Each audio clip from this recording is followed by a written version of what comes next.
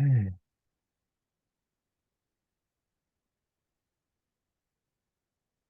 you're a new face, Mark. Tell us where you're up to on this so-called journey.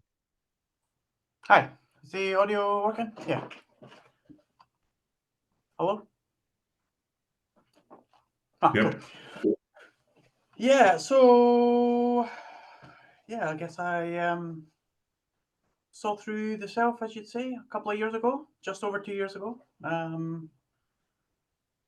Yeah, been a bit of a crash bang wallop sort of journey since then, I suppose.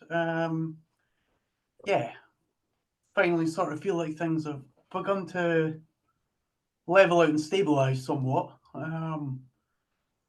Yeah. Yeah, I guess for the last few months, I've been working really with, I guess, reactivity and a lot of aversion. I've certainly experienced quite a lot of fear for the last, I don't know, quite a long time actually, since kind of waking up. Yeah, didn't realize how much fear was inside me actually. But recently, really quite recently, that seems to have kind of leveled off. Exactly what's going on there, I'm not sure. It's not that I don't experience fear anymore. I do, but it feels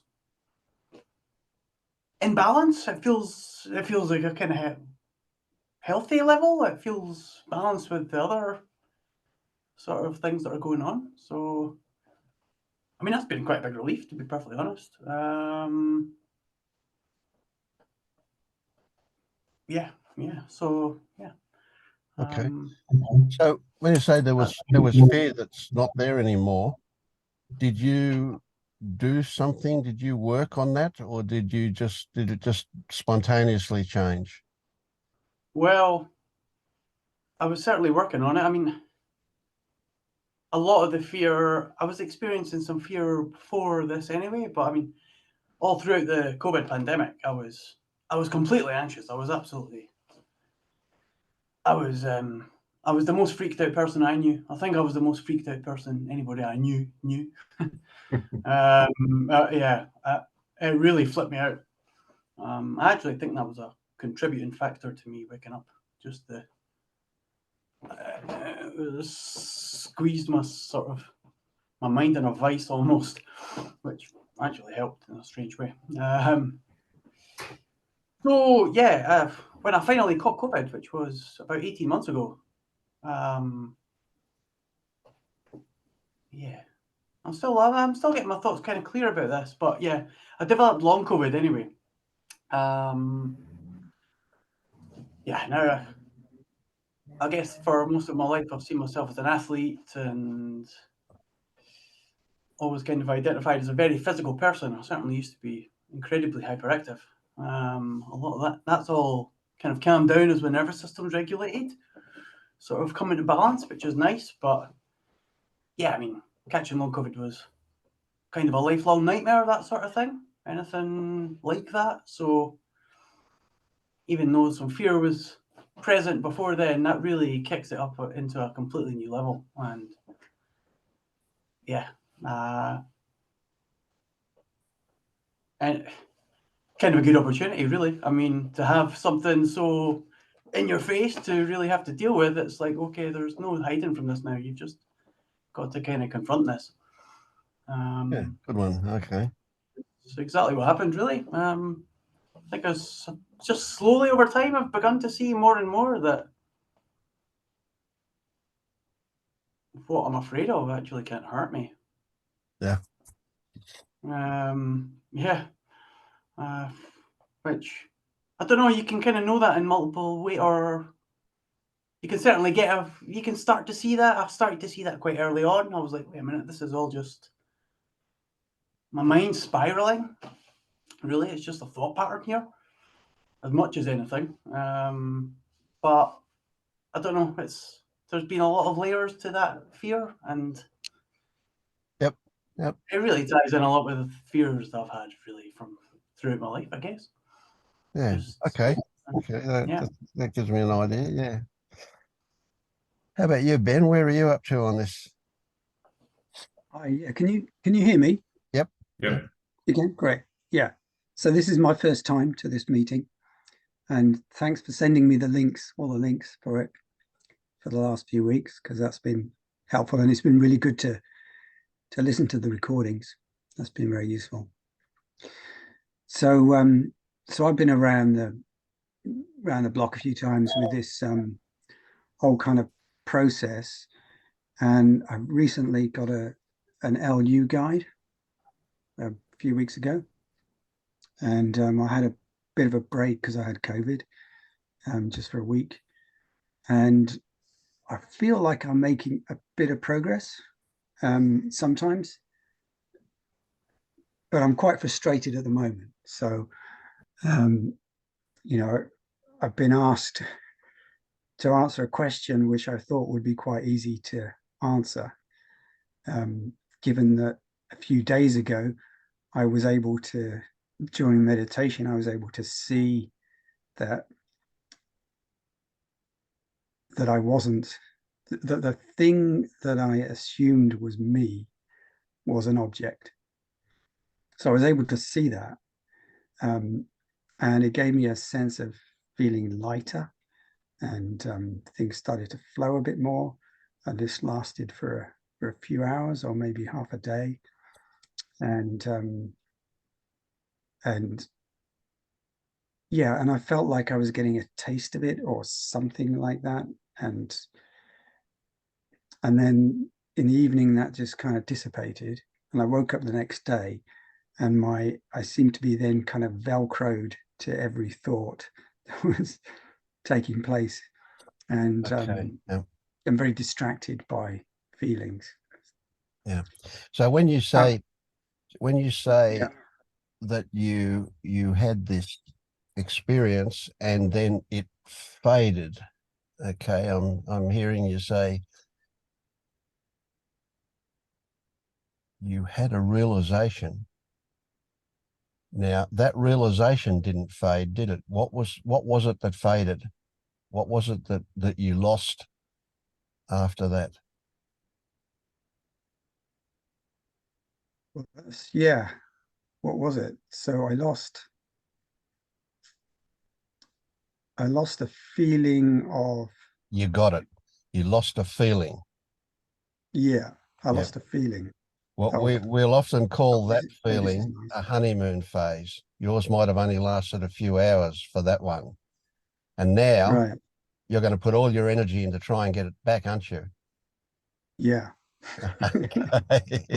Right. Yeah. The realization is still there, isn't it? You haven't changed your belief. You haven't gone back to thinking that you're an object. Yourself is an object, have you? Well, the strange thing is that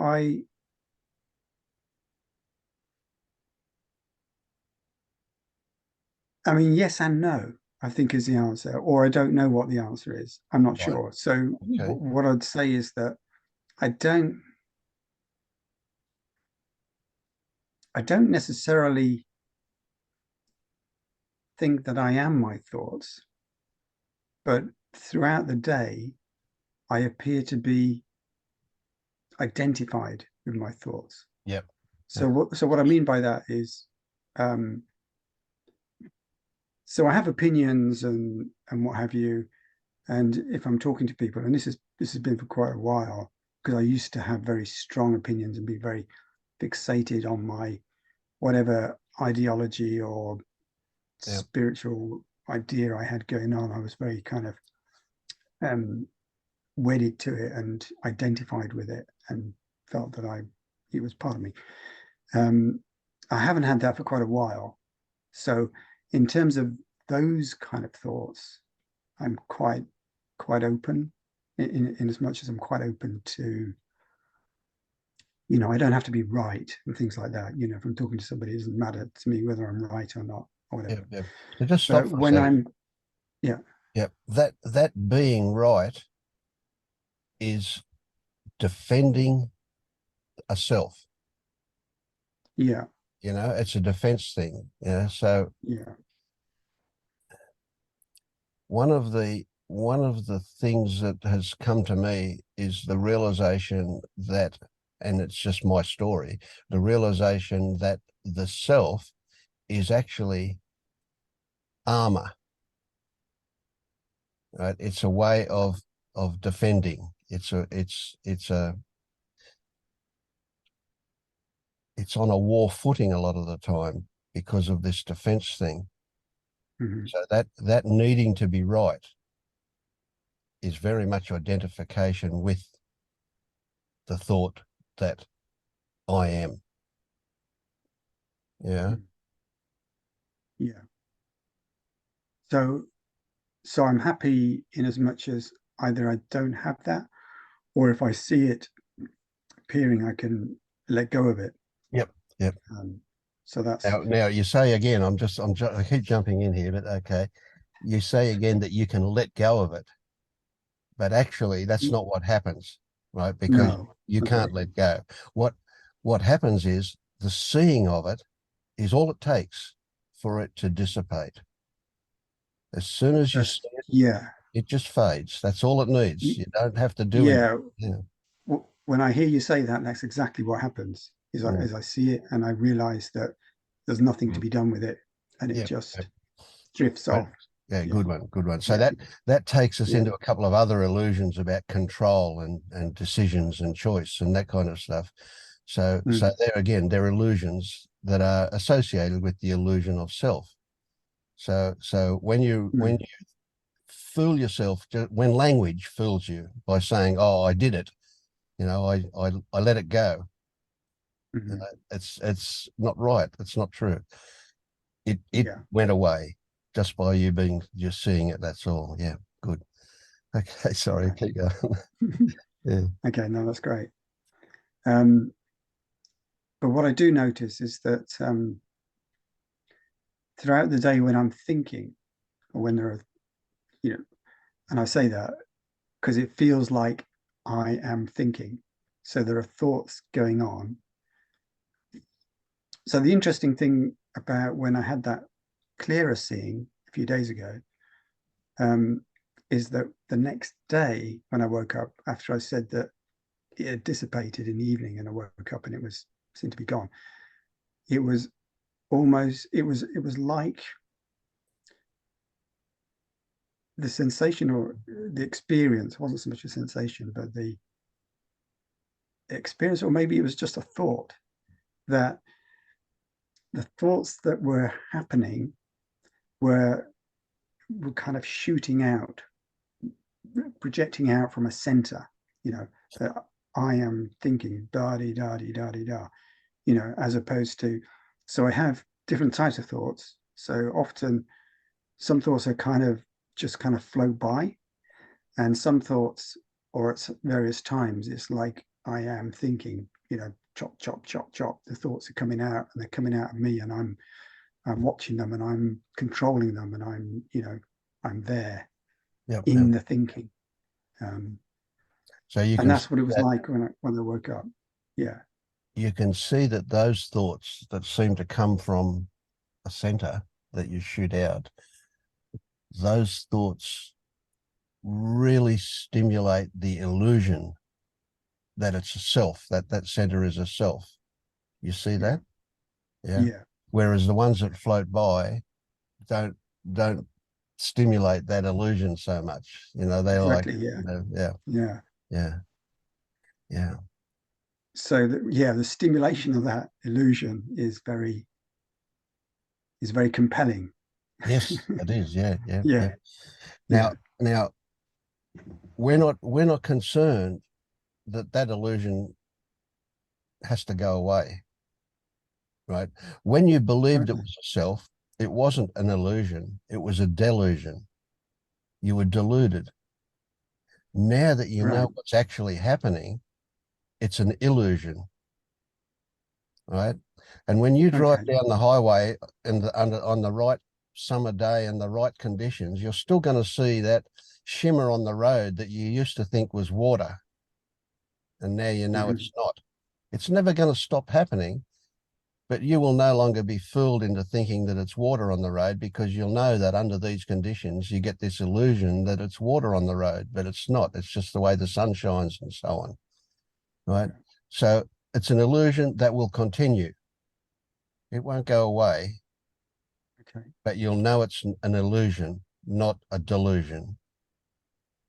Okay, that changes things, Yeah. because you wanted to get back to that honeymoon period where, yeah, there was no illusion there at all, Mm. right? But habit, Yeah. many, In many that years of period, there habit. wasn't.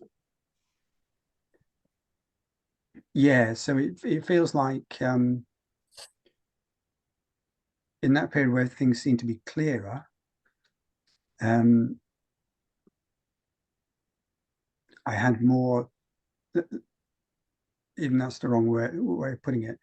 There was like distance and a kind of spaciousness, and the thoughts were happening in that.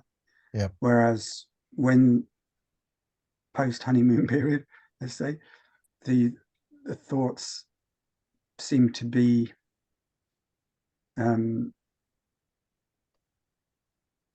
well, they didn't have that spacious quality to them. Let's say they had a solidity and a activeness and a compelling nature.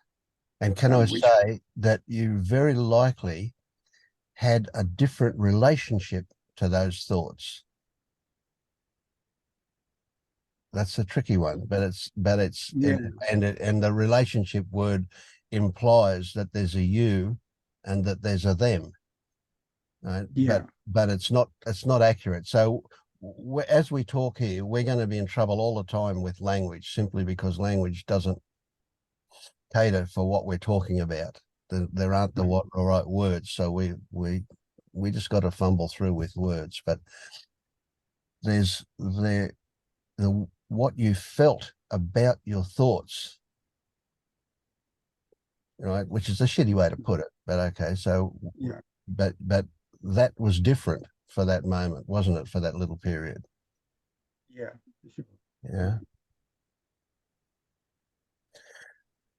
Well, the way I put it is that thoughts seem to demand attention. Some thoughts seem to demand attention. And during that honeymoon period, probably no thought demanded attention. They were almost all of them were like they were just visitors, and they were polite visitors. They weren't demanding you engage with them. yeah. Would that be accurate? Yes, yeah, exactly. Yeah. Yeah, good one. All right. Okay. Yeah. So I associate. So yesterday, I'm not been that well, but now I'm feeling much better. So yesterday I went for quite a long run, and maybe longer than I should have done. And in the afternoon, that was in the morning, and then in the afternoon I went to this kind of social event, and I was tired, and I was feeling a bit kind of run down a little bit, and I noticed that there was a lot of feelings of awkwardness and kind of clumsiness in what I was doing in my interactions, and it was like, and it bothered me that I wasn't feeling more equanimous and kind of spacious, and it's like, oh, Yeah. I'm really, I've really fallen off the wagon here. I'm just not making Cool. any progress. I'm going backwards. Yeah. Okay. Yeah. So let me say this, and this goes to you as well, Mark. Well, it goes to all of us really. But when we're sick, when we're tired, when we're exhausted,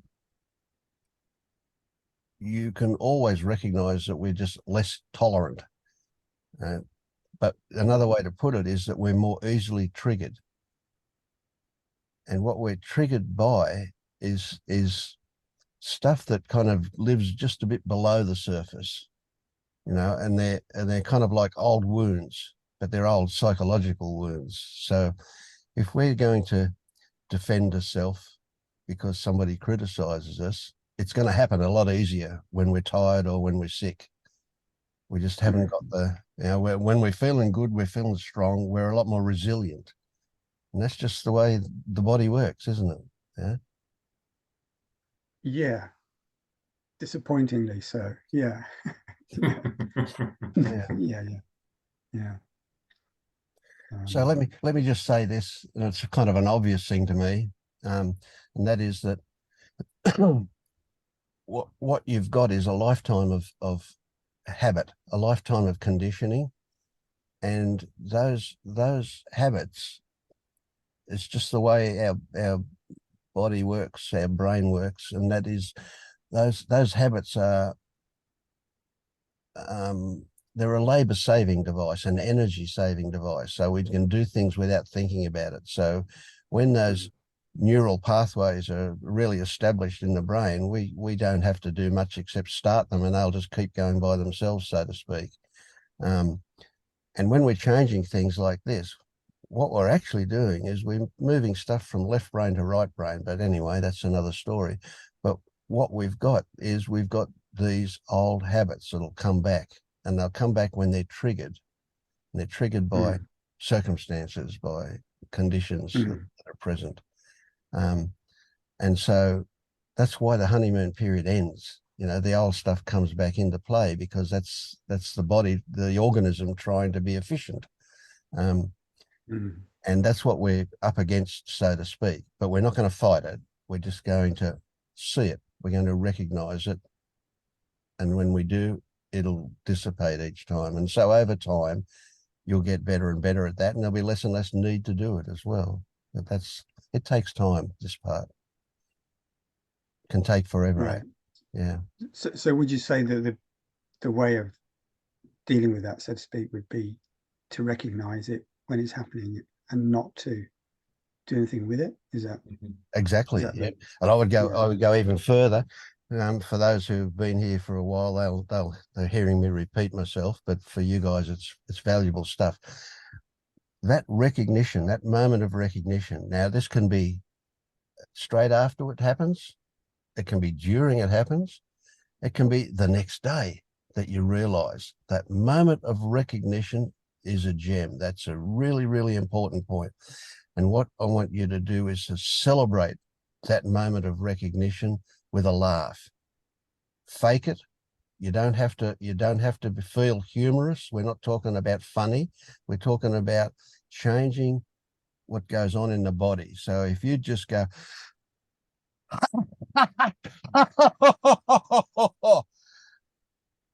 if you're alone, do it that way. If you're in company, just smile to yourself internally, but celebrate that moment of recognition. And if you do that, the moment you have that recognition, we know that it's just going to change. The whole thing's going to change by seeing it. But by celebrating the recognition itself, you'll encourage it to come back. You'll encourage it to happen quicker, and it'll happen more frequently. So that's the recognition of a trigger. The recognition that you were lost in thought, even if you're only lost in thought for a moment. The recognition that you were acting out the content of thought. Okay, it's a pivotal point. And by not having any opinions, okay, so this is a tricky one.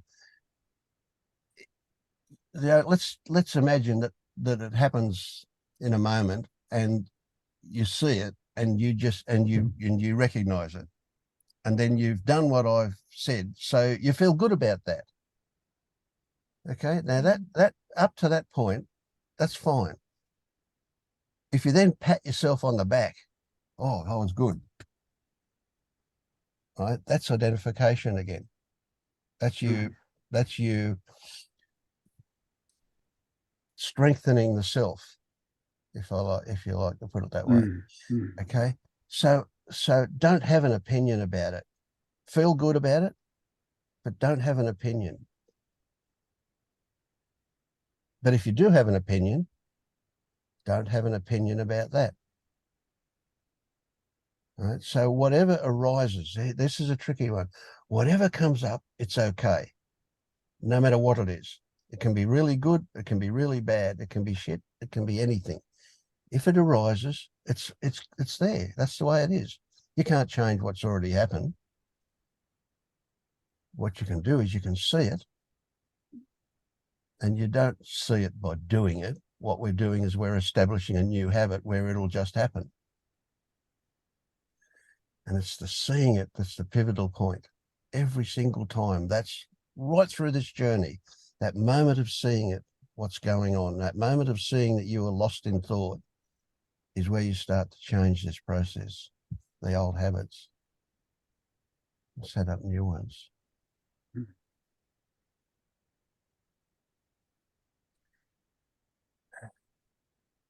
So I also noticed that often when I'm thinking, that my thoughts are just triggering themselves or triggering another thought. Yes. And in a way that's kind of what thinking seems to be. You know, there's a thought and it's just triggers another thought, and then there's another thought, and it just goes on and on, and it's almost like goes on all day and sometimes all night. I mean, it's like, you know, it's like but it's almost like I'm looking for the salient thoughts, you know. Oh yeah, that's thought. That's just a bit of an annoying thought. That's a bit of a stupid thought. Oh yeah, that's an interesting thought. I should follow that. And so then I start to follow a thought that seems to be relevant or, you know, have some importance in that moment. I don't know. That's just an observation. I don't know what that means. Or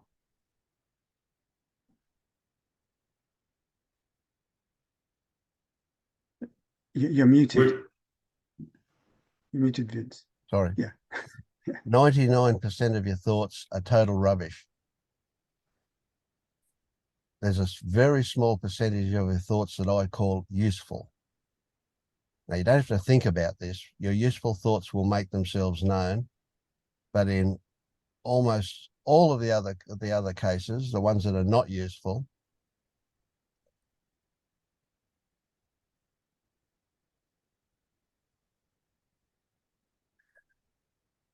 following them is going to lead you down a rabbit hole that has no bottom, no end to it.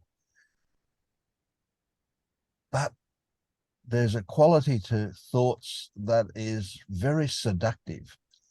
They promise you satisfaction. Follow me and you'll get satisfaction.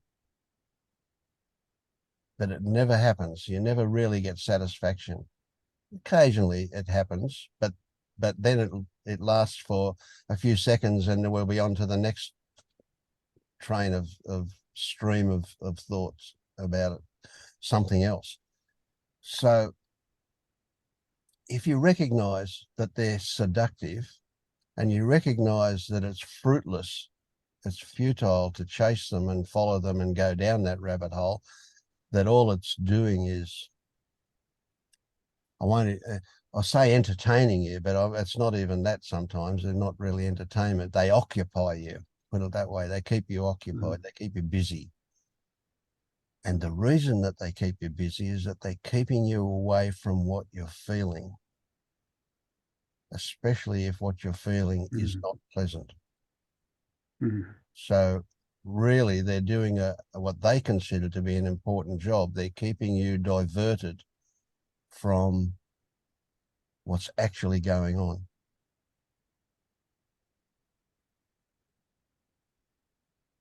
Right. So is there something to be done about that? No, just see it. So, just see it.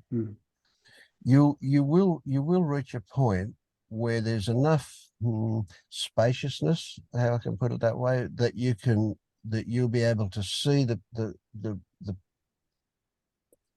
a bigger perspective. You'll be able to see what's going on. You'll be able to see what these thoughts are doing but you never can while you're involved with them. While you're living out the content of that thought stream, your whole being is expressing what the thought is about. Then you can't see it. All you can do is live it out. But that spaciousness will give you some objectivity that to be able to see what's going on. So that will happen. That will develop. It's another skill that your organism will develop. Yeah. And right, okay. So yeah, go on. So in terms of answering the question, this is between me and my LU guide, answering the question, can I see that the thought or the thought that combined with the sensation that I believe to be me is just an appearance or a thought or something? Is the answer, I still don't know what the answer to that question is, even though if I had been asked that question during that meditation session that I had and the few hours afterwards, the rest of that day, I would have said, yeah, for sure, that's true. But now, even though you're telling me that I know it because I've seen it, there's definitely a large part of me that isn't convinced. There's a lot of doubt. Yeah, Yeah. That's the doubt thing. Yeah, sure. Yeah. Okay, well, let me say this too. It comes to mind, and see, that's all I do. I just open my mouth and out comes stuff, and what comes out is triggered by what you say. So yeah. I don't know who your guide is, and it doesn't matter. When I'm guiding, I say to people, when I ask you a question, the most important thing from you is not the answer. It's what happens while you consider the question, when you're looking for that answer, right? So the actual answer itself is almost irrelevant. It's not, but it's almost irrelevant. It's what goes on, the process that goes on in you as you consider the question. That's the important thing. That's where you're likely to see what's being pointed to. And the answer is only going to tell me whether or not you've seen it. Yeah. So I have no doubt from what you've told me that you have seen it. But I also know this doubt monster that you've got now. But the doubt monster isn't really about whether or not you've seen. There's no question about whether or not you've seen. You did see it. And then the feeling you got from seeing it faded. And so along comes the doubt monster and says, oh, well, you mustn't have really seen it. Otherwise, you would still have that feeling. Not so. Not so. That's another thought. You're believing your thoughts again. Your thoughts are bullshit. They'll hoodwink you. The only useful thoughts are ones that say, don't walk in front of that bus, etc. Yeah. So would you say, in terms of a recognition, that there are degrees of recognition?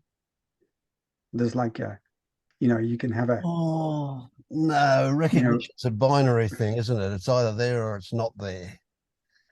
Well, I don't know, you see. That's what I'm asking. We say things like, oh, a glimpse. I've had a glimpse. Yeah. Yeah. That kind of implies a partial recognition.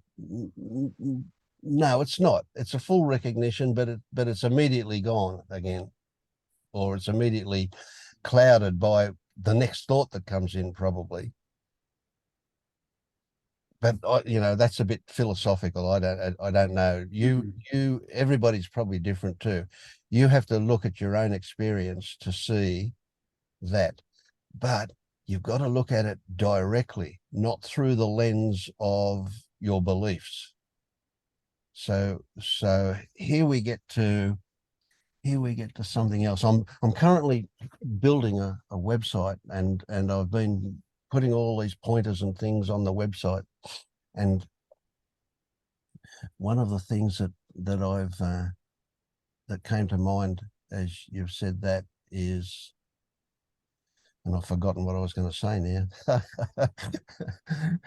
Yeah, it'll come back.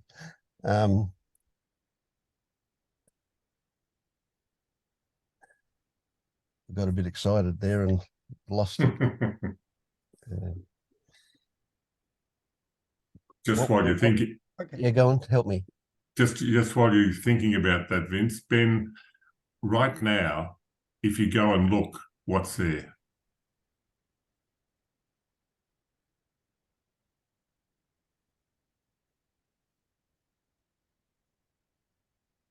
I don't see anything there right now. You don't see I don't anything? know. Mm-hmm. When you say you don't see anything, just a bit more? Well, if I kind of turn my attention kind of back on itself, Mm-hmm. as opposed to looking for cues from the outside, like listening to your voice or whatever. Mm-hmm. If I turn my attention inwards and ask the question, what's there? I don't get the sense that there is anything there. Right.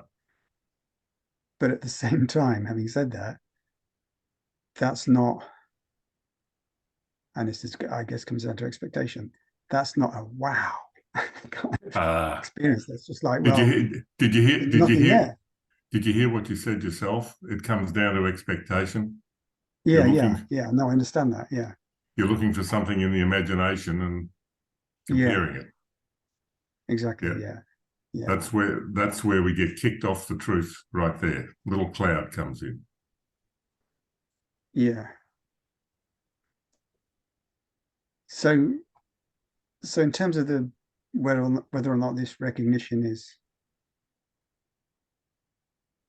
but from what I hear you saying and Vince saying, is that the way to deepen, and I know nobody's used that word here, but the way to get a more solid, stable recognition, ongoing or persistent, let's say, is to just keep coming back to it and to recognize when I sense that I'm identified with thoughts or feelings or whatever. Is that? That's what I understand. When Vince was talking about the recognition, the thoughts grab us in it's incredible when we look at how we're taken away. The ploy of thought, for want of a better phrase, is so exquisite in its seduction. And just to see the different ways that it happens, like when you were saying there before, I guess it's an expectation. You know, it's right there, but it's just that simple recognition. And the wow sometimes comes, how could that happen? But sometimes it's just more often than not, it's the vanilla recognition. Okay, there we go again. Mm. And just in the seeing, as Vince was pointing out, it's in that simple seeing that it's not so much a deepening sometimes, it's a thinning of the clouds. We start to see through them. It's like a cloudy day. The cracks seem to appear and there's the shafts of sunlight coming through. So just seeing again and again and again is the simple antidote. Right. Great. Thanks. What I lost that has come back to me was that one of the things that I feel that the sooner we start getting to it, the better, is to be able to separate our sensations from our thoughts. Right. So people that are sleepwalking can't do that. You know, they are their thoughts, and their thoughts and their feelings are so melded together that they can't discriminate between them. But I want you to spend a moment, even if it's once a day, but spend a moment and take what you're feeling and focus on the body. Where in the body is the sensation, and what are the stories, the thoughts that are attached to that sensation? And look at the relationship between the two things. Look how the feeling validates the thoughts, and the thoughts validate the feeling, and so on. So it takes a bit of practice to be able to take what you're feeling and then break it up into the thoughts and the sensations. And you do that by focusing on the sensations in the body. Where in the body? What are they like? Are they changing? Those kind of things. And every time the thought comes in about it, right? So thoughts are always about something. They are never anything in themselves other than a thought. They're just about things. So take anything that comes along that's about what you're feeling and just push it aside for the moment. Just gently bump it off and come back to what it is you're actually feeling. And once you can develop this skill of separating your thoughts and your sensations, the whole world opens up for you. It makes a huge thing, yeah? It's kind of a little bit advanced. It's a bit forward, but at this stage, you're ripe to start doing that. And you too, Mark, very much so, yeah?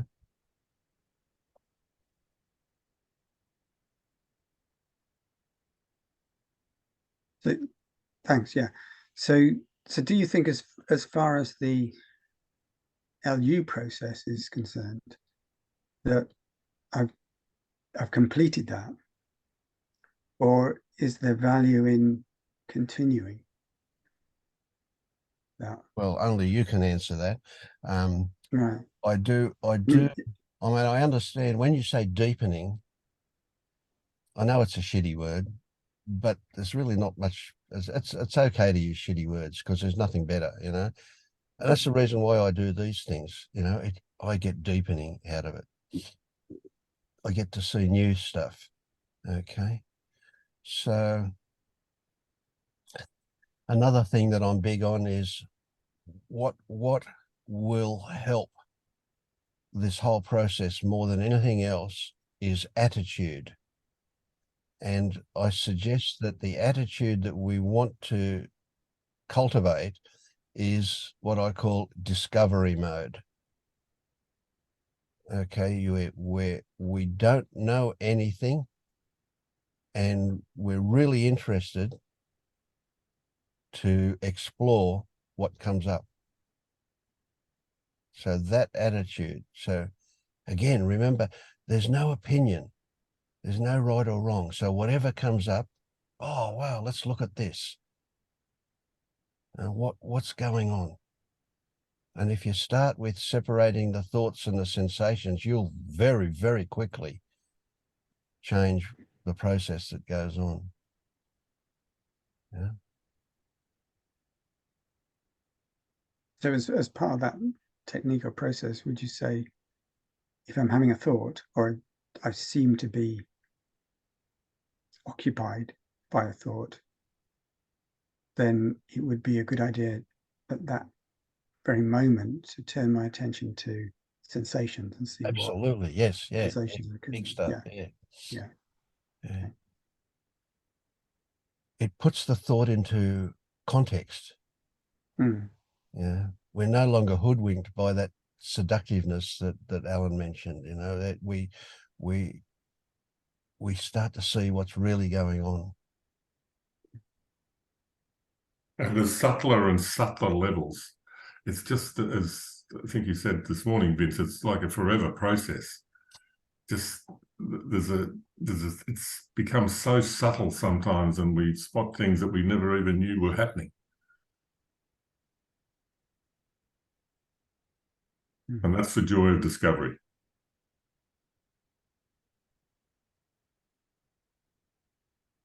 Great. Okay, thanks very much for that.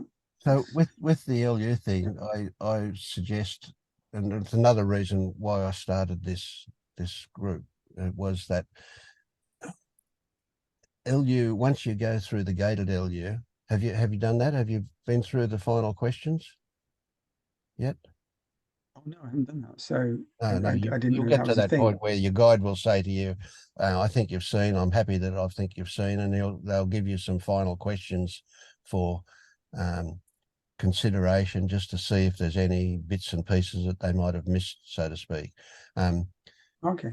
Yeah. But then people are kind of a bit lost. I mean, they're invited to a couple of Facebook groups that don't do much, and people just go away and go back to sleep because it's, so keep coming to these groups, keep things active and alive. That's what I suggest. And you'll, I mean, gee whiz, I'm going on for 12 years now, and I still find things every day. I still find things. There is no end to this process. There is no point where you get a badge that says, okay, you're enlightened. That doesn't happen. It goes on Very and interesting. on. Yeah. So as an aside, is it a kind of a slightly, perhaps almost theoretical, but it seems to be interesting to me.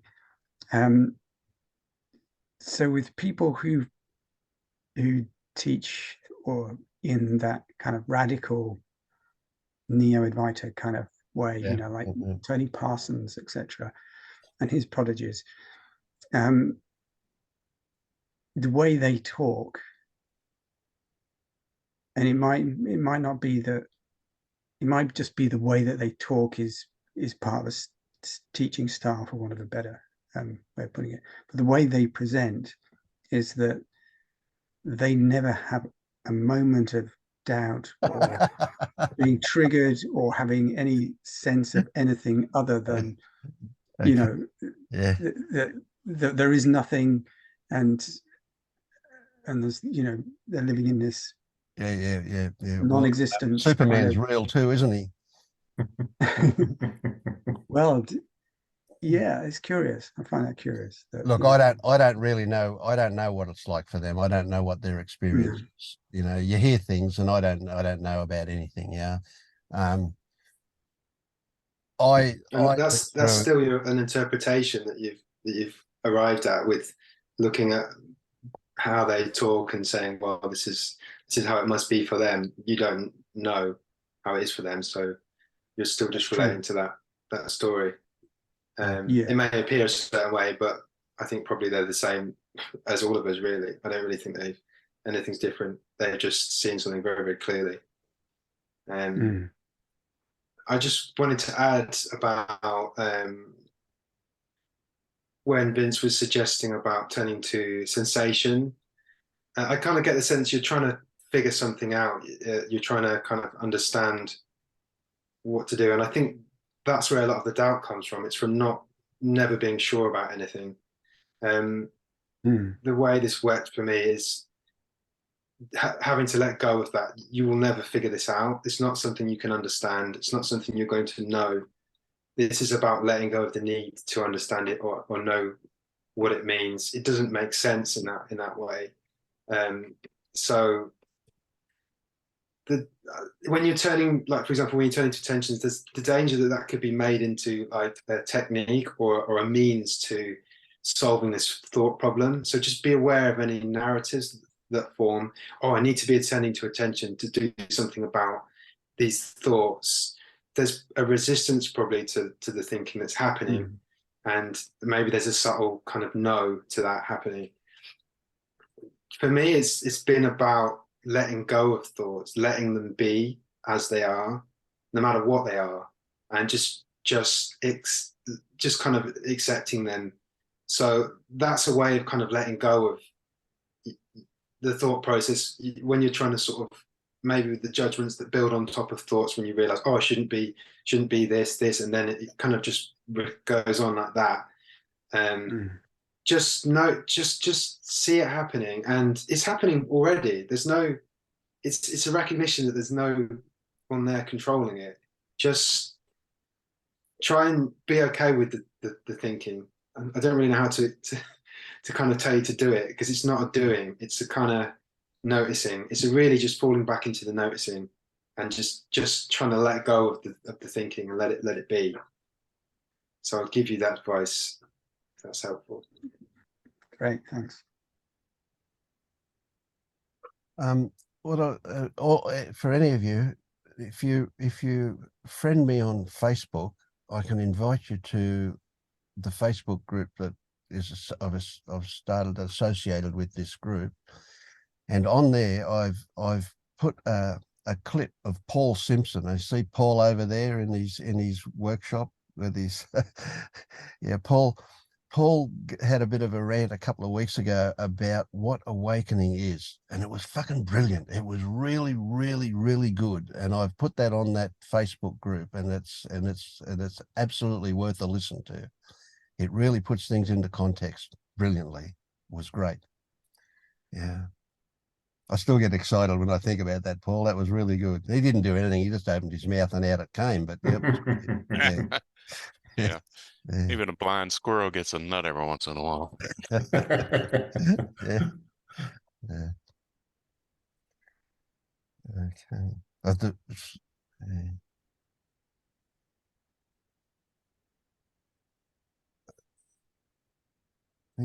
I'll have a look. I think it was the 5th of May. Wouldn't be that. Maybe. Anyway, I'll have a look and see and tell you. But yeah. Okay. How are you doing, Kristen? Great, thanks. Me? Mm. Were you talking to me, Vince? Yes. How are you doing? Okay. In this moment, well, yeah, I'm reflecting on this, all the conversations, as it relates to an experience I had last night, where yesterday all day I was anxious, and I just was very serious about taking off that label and staying as the sensation, just the sensation, and not taking the decision that this was anxious. But I was anxious all day. And then, there were a couple of moments when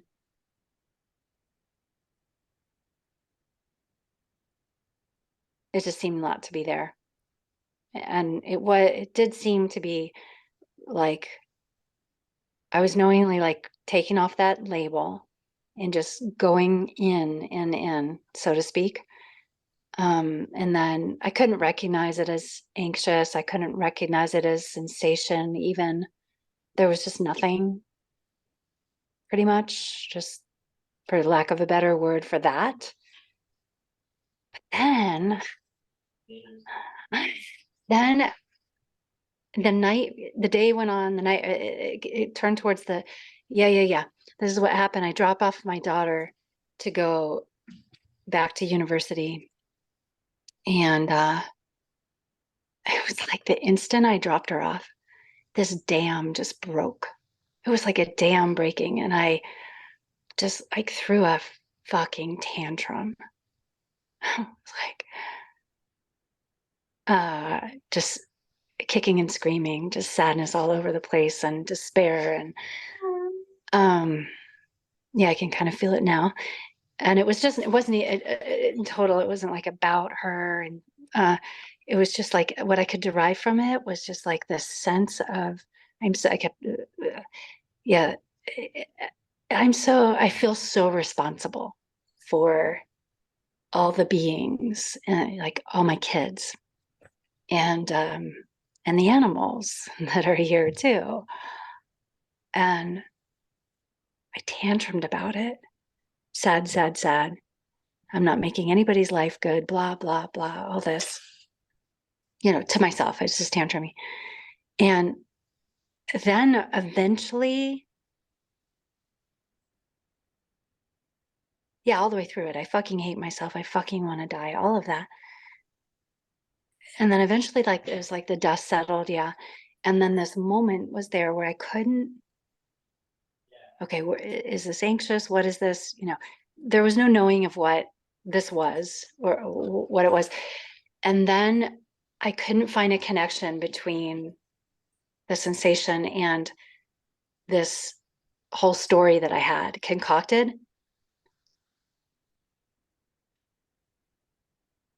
But it had to have been in the moment that, like, I dropped her off and literally I just pulled over the car and just let it just rip. But what was that related to? It was like the sensation, like a dam broke. It was like this, it was like I couldn't hold back the sensation any longer. I couldn't hold back this story any longer.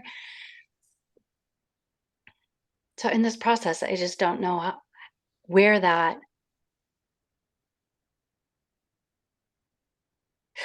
and or even how that recognition then after the tantrum, how that recognition was where I was just then just there and just noticing I cannot find a connection between the sensations that are seemingly there now and whatever that was, the remnants of it. Like maybe there's remnants that seem to just kind of clear. Like, could I tell that story again?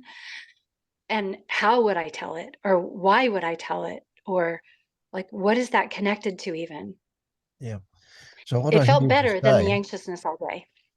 what I'm hearing you say, amongst other things, and tell me if I'm right, is that you really, really, really wanted to work out what was going on. You were trying to understand it. Afterwards, Yeah, well, even during the probably the latter part of it, but yeah. once the tantrum happened and there was a relaxation that let go of pretty much like a relaxation that was pervasive, like it let go of the need to, like I was looking, but it was such a relaxed looking, Yeah. something like this. So So it that was couldn't connect the dots. after the whole thing had kind of quietened a bit, yeah. But I hear you saying what was the connection? How was it, right? You were trying to understand it as a way of ending it, as a way of stopping it. So while it was going on,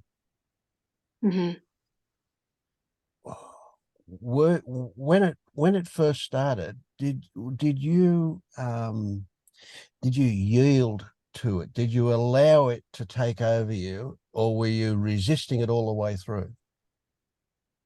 Well, it seems like, so in retrospect, it seems like the, and I guess this is my question, the anxiety that was there all day by taking the label off and just being with the sensations, was I resisting this stuff that was, this dam broke and then all these feelings came out, and they're not feelings that I haven't had before. Yeah. But there was, maybe there was like a new seeing just how responsible, just to describe it, like I'm carrying this as some responsibility. Okay, I stop. can't even speak of it. Yep. Mhm. There you were. There were your what we were talking earlier with Ben about. There were your thoughts Right. trying to distract you from what you were feeling. Like, is there any answer to how responsible? There's no answer to that. Yeah. So you might then if you believe the whole eruption, you were fully responsible. You were totally responsible for everything, the whole world, everything, every bit of shit that ever happened anywhere, you were responsible for. That sensation, that whole thing of coming out was just like a volcano. And you're trying to put a lid on it by going, how is this working? How is it happening? You're trying to kind of stop it from happening.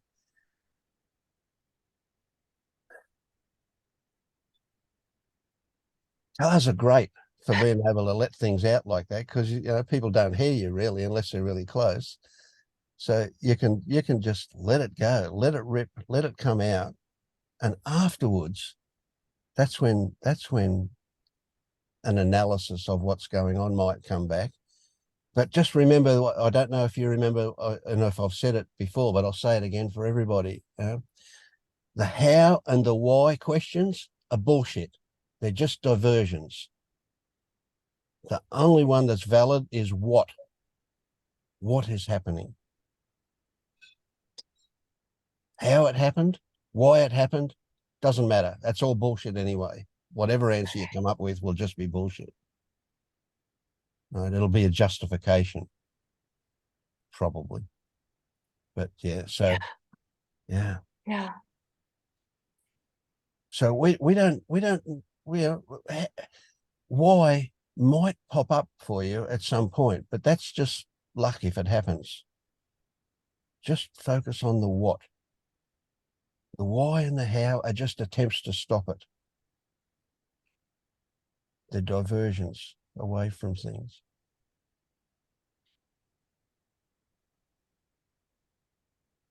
But I get a willingness and an openness from you about investigating, and I love that. That's really valuable for you. Mm-hmm. That's my story, but yeah. Mm-hmm. Yeah.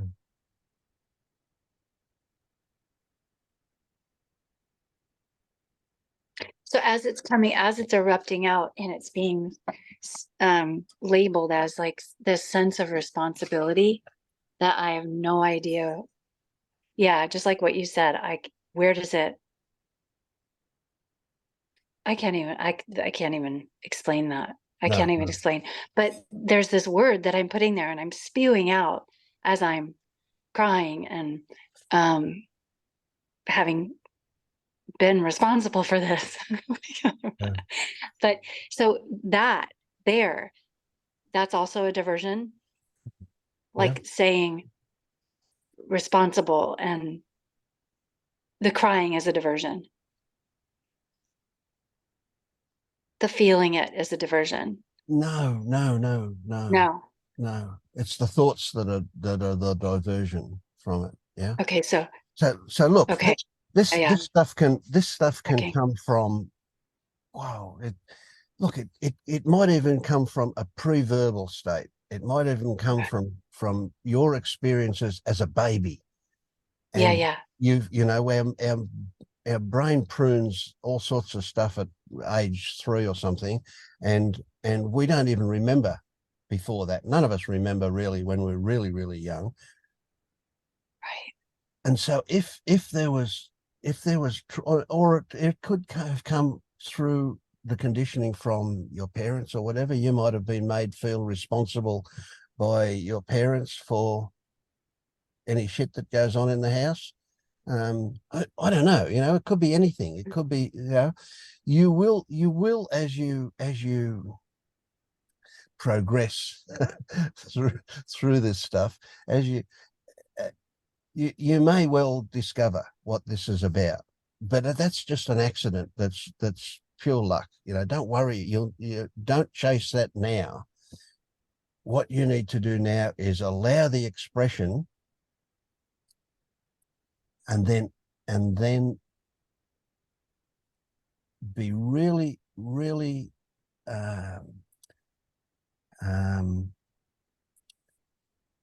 I've forgotten. I don't know the right word. Be really hone in on just what it is that you're feeling, not why. That's got nothing to do with it. Not how, just what it is that you're feeling. And if it happens, see, I'll keep talking like we're talking about you being able to do things, but really that's not the way it works. So as we do these words, if they sink in, they might cause an intention. Well, that's just the way things work. Just as you investigate what's going on, what am I feeling now? And you're not going to do it in the midst of the tantrum as all this stuff comes out. Right, that's not the time to investigate, because that any investigation is just going to attempt to stop it. It's just another diversion. Right. So the important thing is, if you're in the circumstances where you can allow it to just come out fully, just let really submit to what wants to happen. Let yourself cry, yell, scream, let it come out, let it out. That'll only last for a little while, because it uses incredible amount of energy. And after you start to calm down, after it just seems to have vented most of that, that's the time to start looking at it and see, just what am I feeling? What are the sensations? And what are the stories that are coming in about this? Just separate the sensations and the stories afterwards. Do allow it to come out. It's that not wanting it to come out because it's not socially acceptable or something like that causes it to remain there, to keep going. Yeah. We can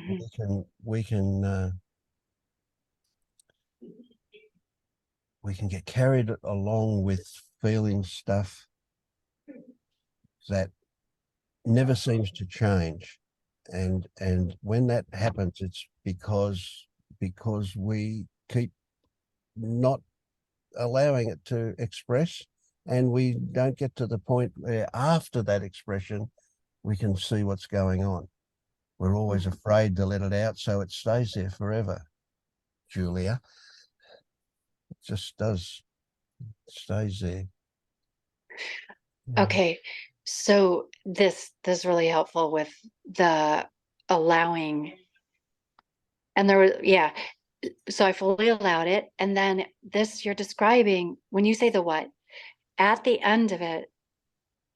Well, during it, a little bit surprised me, this word, I'm so fucking responsible, blah blah, like this. And so I guess that was slightly like new information, something that I didn't really know. But then in the end, yeah, when it settled, yeah, and I remained in that kind of like surprised, like, wow, huh? Am I responsible? Like, what? Well, you said what? You stay with the what? So right there, what am I feeling? I didn't know I was feeling so responsible. When I had the tantrum, that word was something that piqued my curiosity, I'd say, because I used it, but I didn't know who was using it or how that came out. And then when that settled, what am I feeling in that settling moment? It was like, am I responsible? It like turned into this question. So, and so then the label comes off, like the label, what actually is this? Like this in that moment. And then it was just clear. But so with the what, I just want to make sure that when you say, what are you feeling after the tantrum, I couldn't really tell you. It wasn't responsible. It was just like, I'm feeling,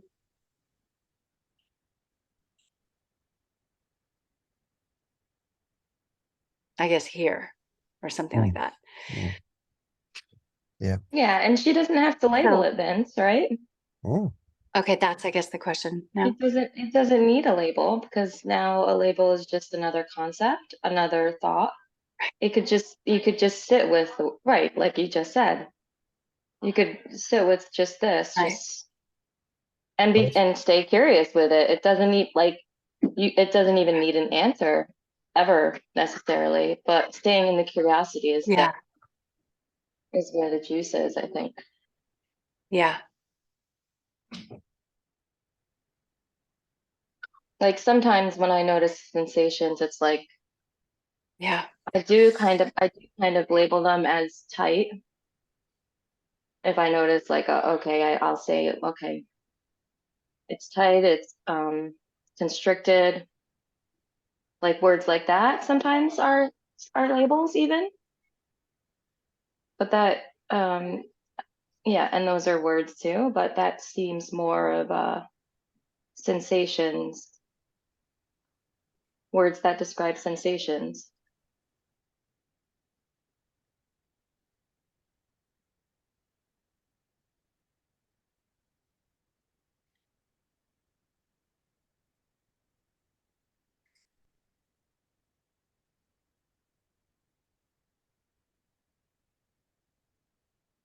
It sounds to me, Kristen, a bit like that process you went through was really, how can I put it, productive, in that you did recognize that feeling of responsibility in the tantrum that weakened afterwards by just seeing it. Yeah, that you said, well, responsible? Well, am I really? Yeah. And it changes. Yeah. It sounded like a pretty good process that you went through.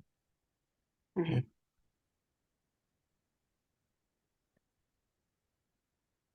But there'll be more. It'll come back. It probably in a different form, a bit weakened, but you'll wear it down. Yeah. Yeah, it sounded like to me that you shifted from completely believing the story, what you were saying, to then questioning it and then just not knowing the answer to really what it is, and then falling back into that, well, I don't know anymore what that even means. And that's really the right place. I think you got into the right space of just asking that question, what is here now, really? And just staying with that. Because really you don't know what anything is. And if you're just honest about that, then you just completely open to whatever arises. And then you don't, there's no, it's a recognition before the label gets added. You kind of fall back to the sort of more rawness of the experience. And yeah, if you can just stay with that, I think you move through it in the right way, I would say.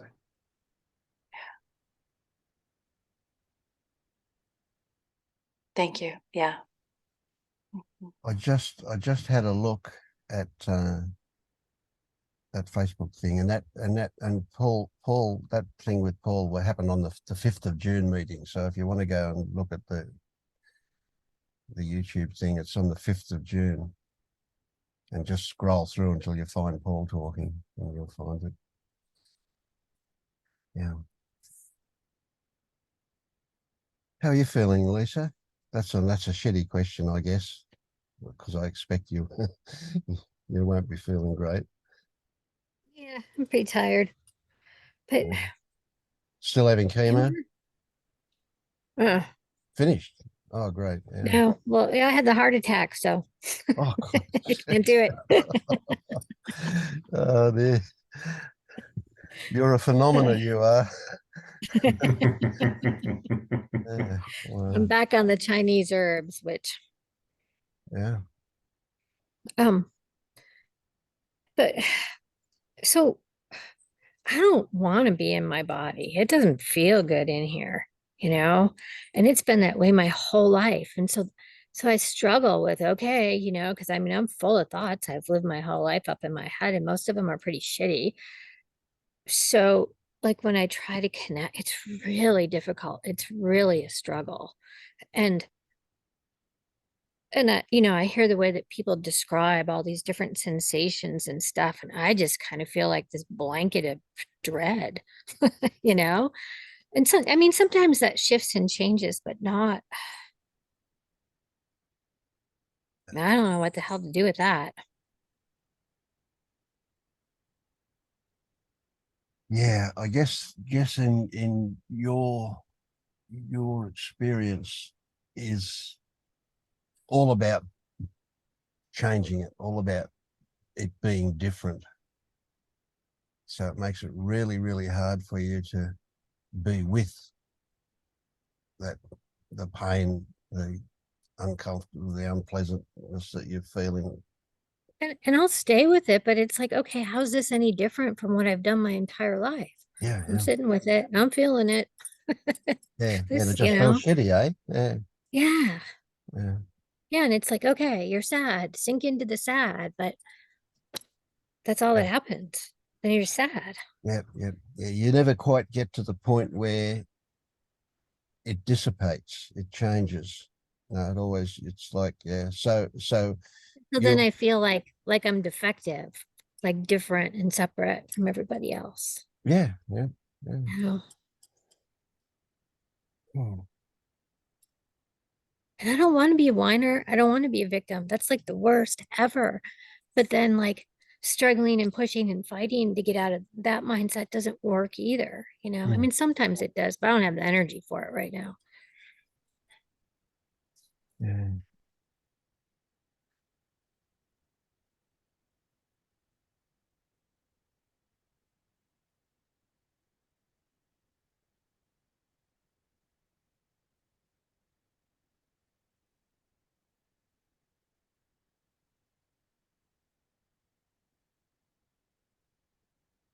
I don't know.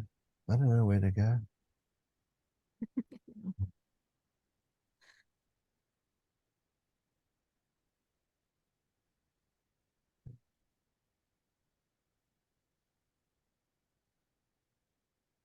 See, a lot of what we talk about is like there's a promise, the promise that things will change and get better. And maybe they won't. Maybe things will always be like this for you.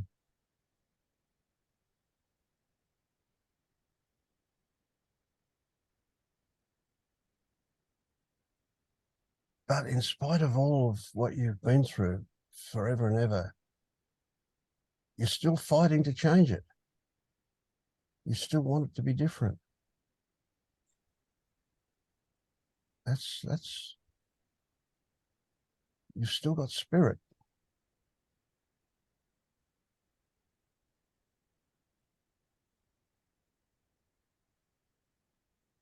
So what's there right now, Lisa Jane?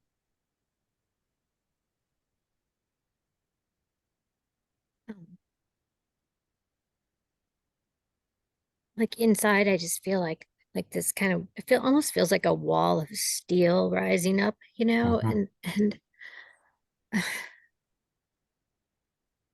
I've rallied so many fucking times in my life. It's unbelievable. Like the whole cat and the 9 lives things, they got nothing on me. And it's Mhm. like Just that wall of steel. Yeah. Just be with it.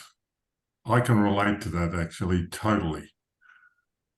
I remember having this blue hot lump of steel in my gut, and the darkness was just compelling. And I didn't know anything about this stuff, but there was something that just, I knew I had to sit with it, and it went on for months, literally months. I was able to put up a facade but I hated it. Absolutely hated it. And yeah, it feels like a punishment. yeah, it does. Absolutely. Absolutely. The only way from here, the only way through it was just to sit with it. I didn't have a clue what to do. Can you sit with that forever? Just sit with it. Oh, ooh, just that darkness is coming right back in now too here. Mm.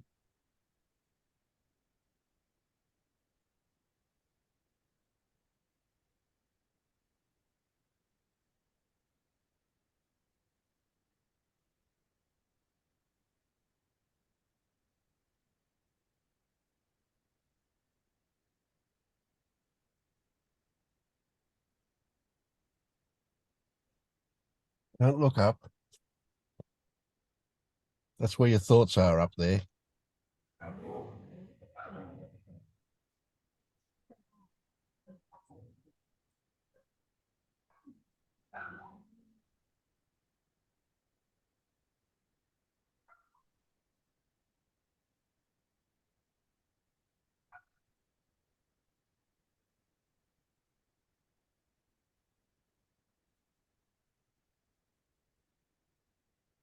I think we're all sitting with you here, Lisa.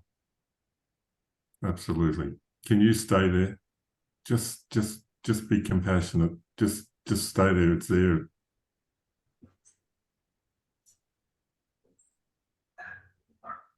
But we got you. Just stay there.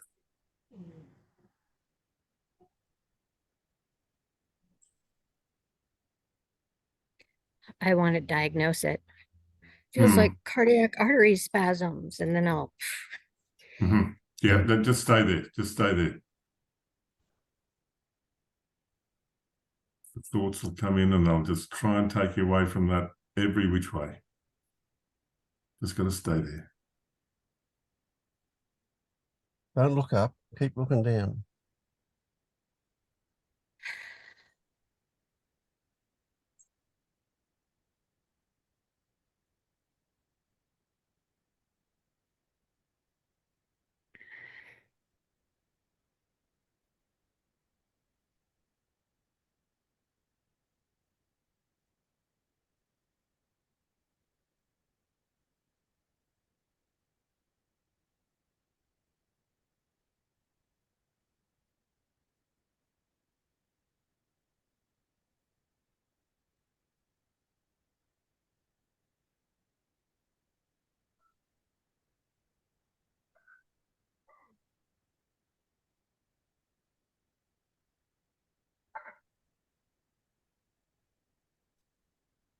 Burns.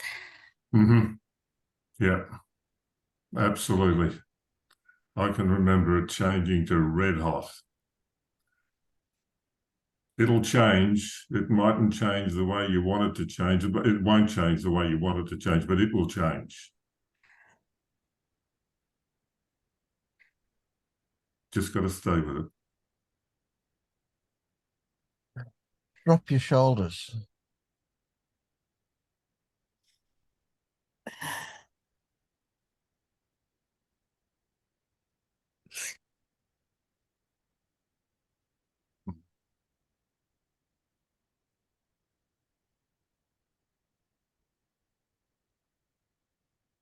No matter what it feels like, you're being cradled by something greater.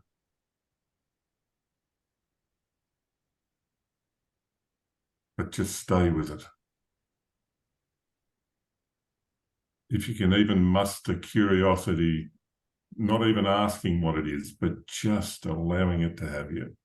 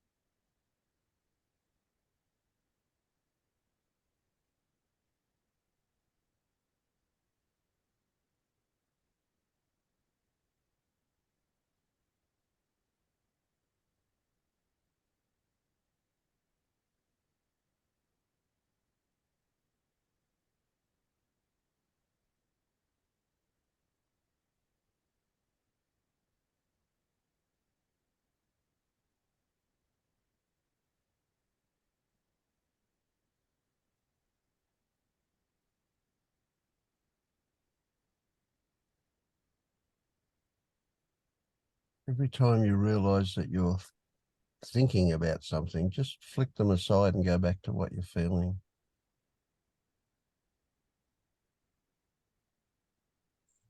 Thoughts are really coming in, and it's all fixes. Go get your acupuncture needles. Go get an ice pack. Like, Yeah. all the. Yeah. Do you recognize them as diversions? They're distractions from what you're feeling. Thoughts and action are going to take you away from what you're feeling.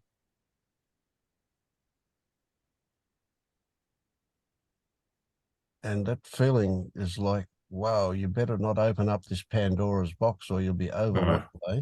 Mm.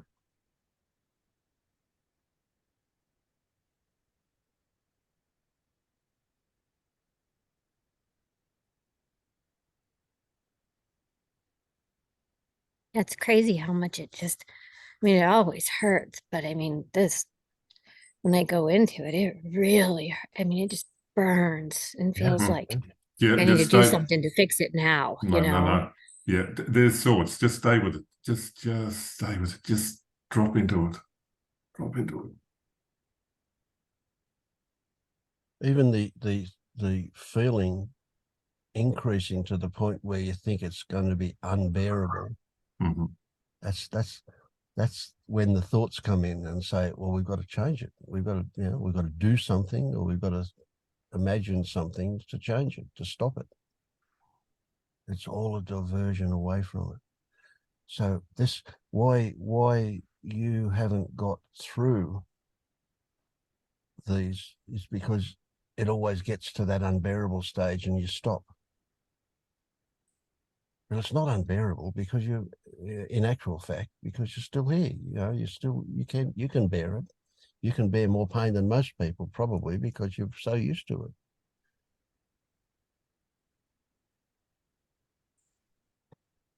But every part of your being is going to want to stop it, going to want to divert away from it. And the clear sky that you're after is through it. And that's the only way, is through it. Does that feel true? Yeah. Yeah, there it is. I got in a big fight with a friend of mine last night who's been going on for a while, and she's just like, stop, just stop. Mm-hmm. Stop going to these groups, stop doing what you're doing. And but I know I Le- can't. Lisa, just get right back into the feeling. Don't get into any story.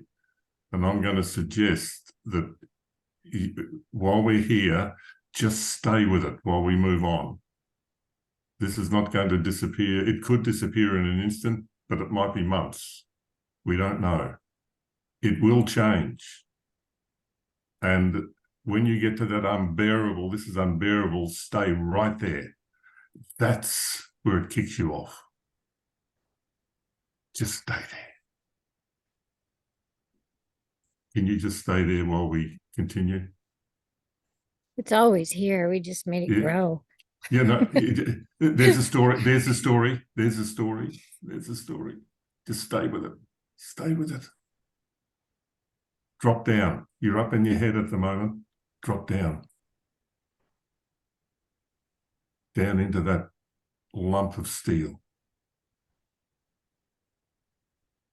It's better. It's not.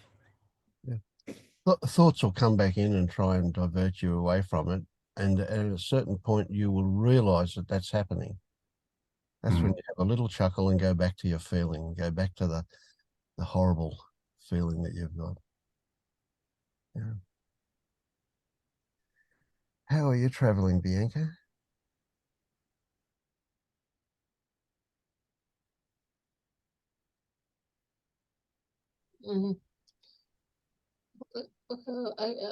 I'm very sleepy.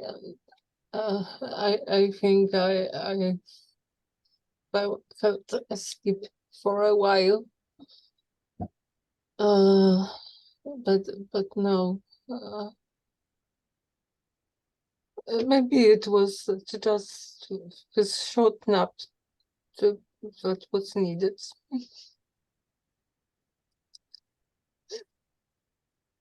Well, right now I feel stupid.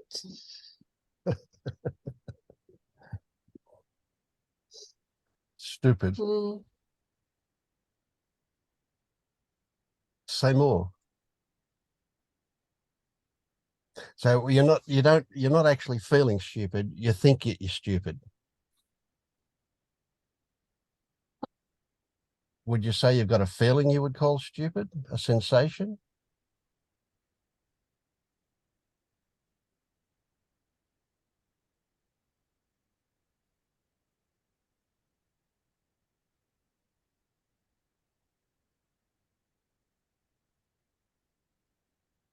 Um,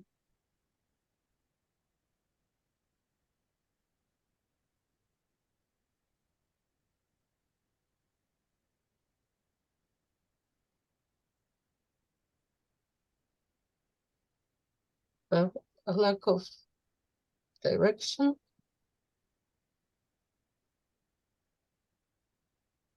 It's not a sensation still. No. Mm.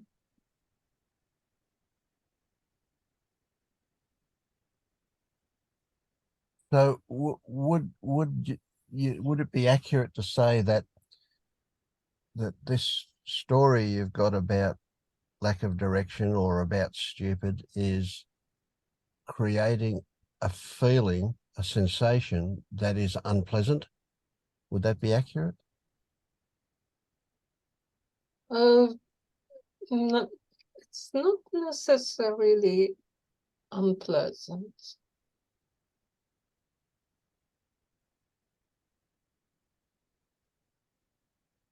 Mm. Where in the body do you feel this sensation?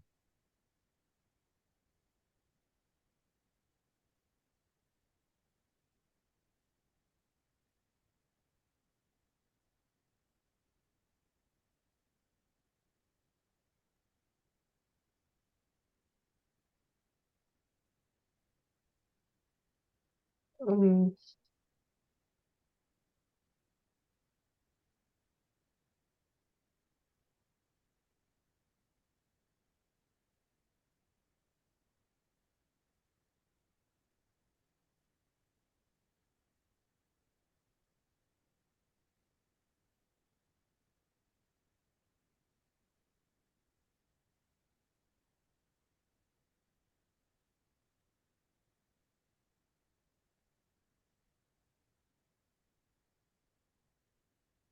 uh, in face, around eyes. Yeah. Mm-hmm. Confusion and uh,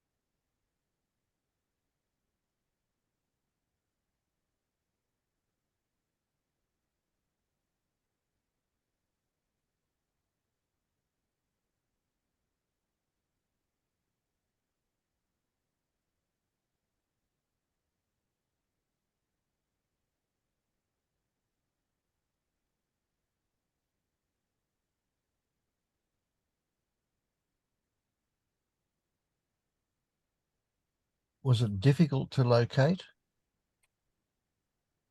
that feeling around the eye? yes. Yeah.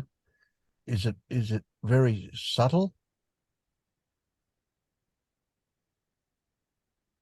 Not big, not really prominent. Mm-hmm. Yeah.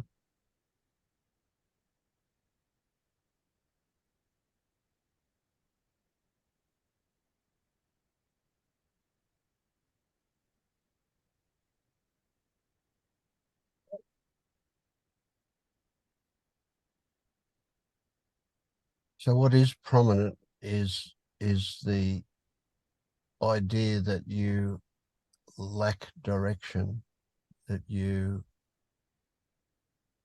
shouldn't feel this way. That's why you're stupid. You shouldn't feel this way. You should feel something different.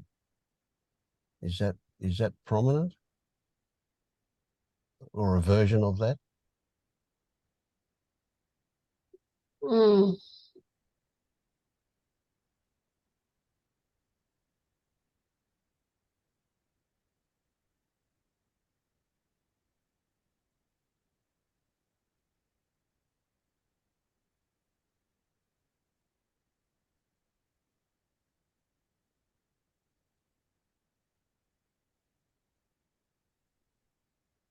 It's uh,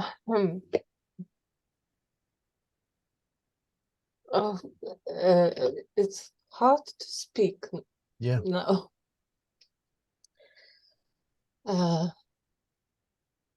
It's like it's difficult to think clearly and make myself clear, Mm-hmm.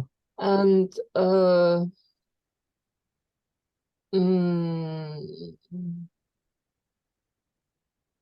as I was writing during the last post about this feeling of stage play, it feels like whatever I say is just taking some role, and it's meaningless. Mm. Mm.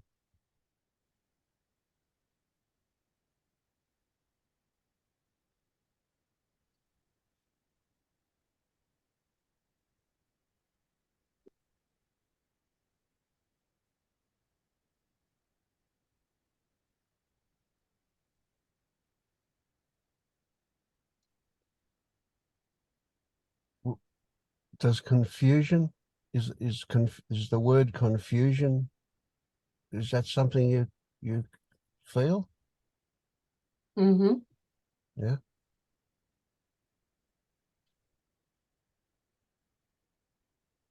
So nothing's clear.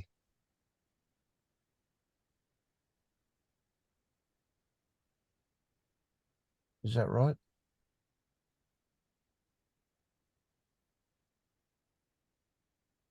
Well, sensations are still sensations, Say that again. Sensations are what? are still there, Yeah. real. Yeah. But when I start talking about mm,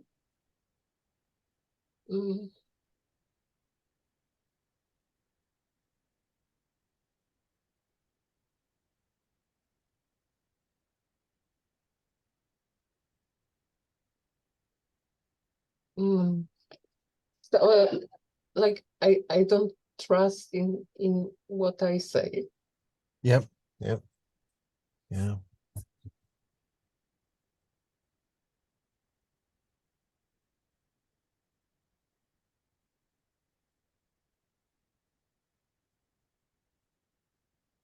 In that what you say is not a good reflection of what you mean. Is that how you don't trust? How do you what? Tell me more about that one.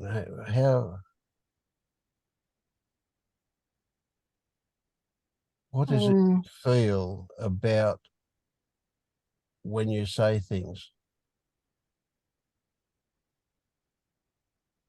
That they're not accurate, or that they're not correct, or that they're not a good reflection of what you're wanting to say? What is it that's actually happening?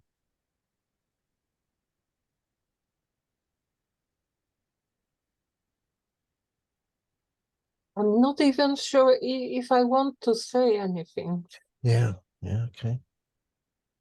Because first thing that comes to mind. It's meaningless. It's just you. Yeah.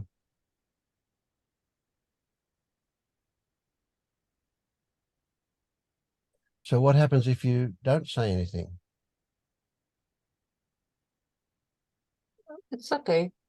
Yeah, good, good. You don't feel stupid if you don't say anything?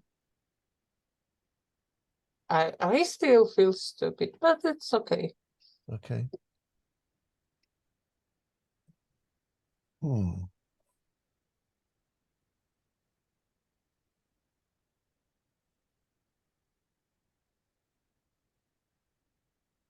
How about this? What comes to mind here is that before we can dissolve this idea of a self, we need to have a fairly solid self. And your self is not so solid. So what I suggest is that you embrace feeling stupid as a solid self. Embrace it, accept it. It's good. It's a wonderful thing that you can feel stupid because it is you that's feeling stupid. How do you feel about that? Yeah, yes, it is about what I said, that it's not an unpleasant feeling necessarily, because uh, for a long time I tried so hard to be smart, to say smart things, and it's a relief to Yes. just one day say, "Oh, okay, I'm stupid. It is what it is." Mm.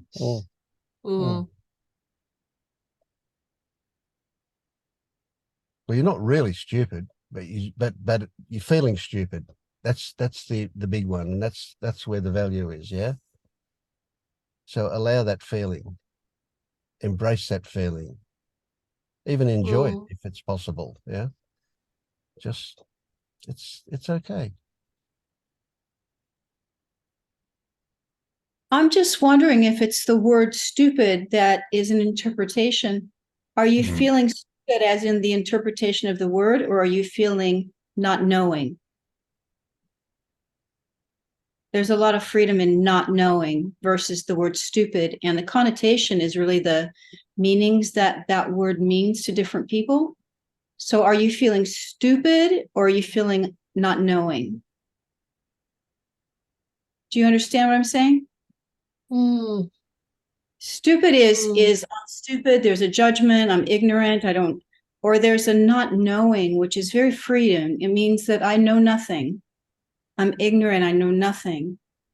And it has a different feeling than I'm stupid. It could be a language thing, maybe. Or are you feeling stupid, like less than others?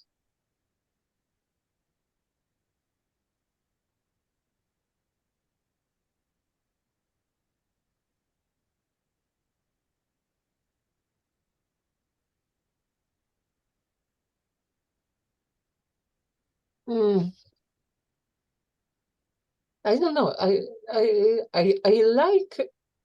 like using this word Yeah, the word's in fine. this moment. And no, I'm now I'm curious about it. Yeah, it's a word's fine. I'm just saying that people from different languages may hear words differently, and I'm trying to clarify what it is you're experiencing. Are you experiencing stupid than others, or are you experiencing stupid as in, I don't know, crap, man? How freeing is that?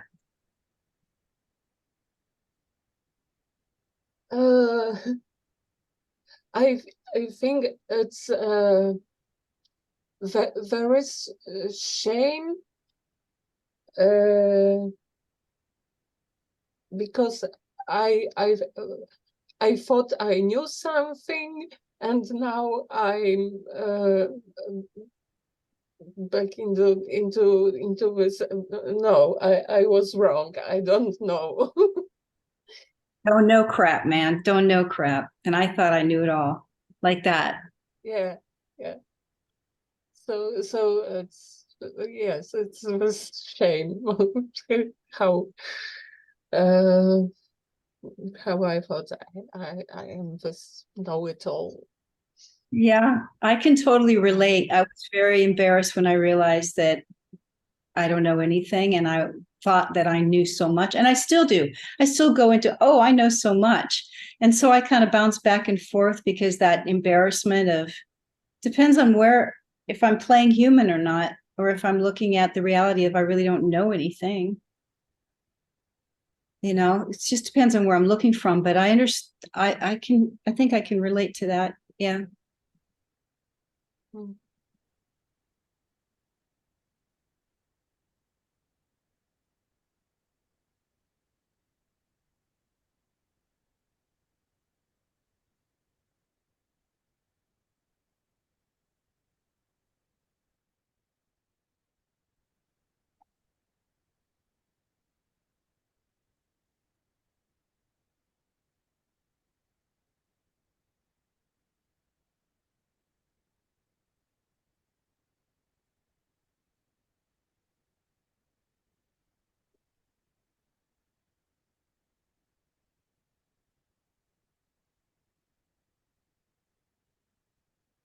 How's things been for you, Julia?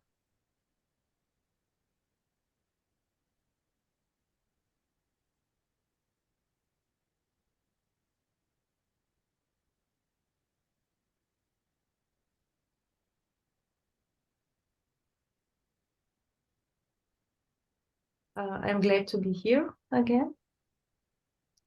Say again? I'm glad to be here again. You hear me? Do you hear me? Yes. Yep. Yes, we can hear you.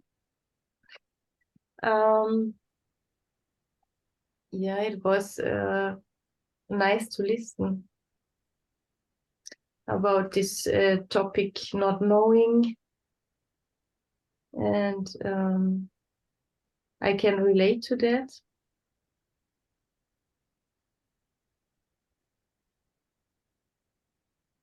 So when you say you can relate to that, you experience the not knowing, or you just think about it? How is it for you, not knowing?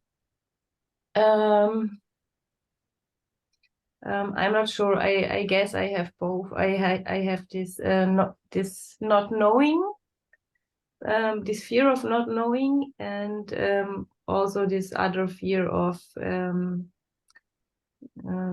being stupid. Mhm. So when you say you have a fear of those things,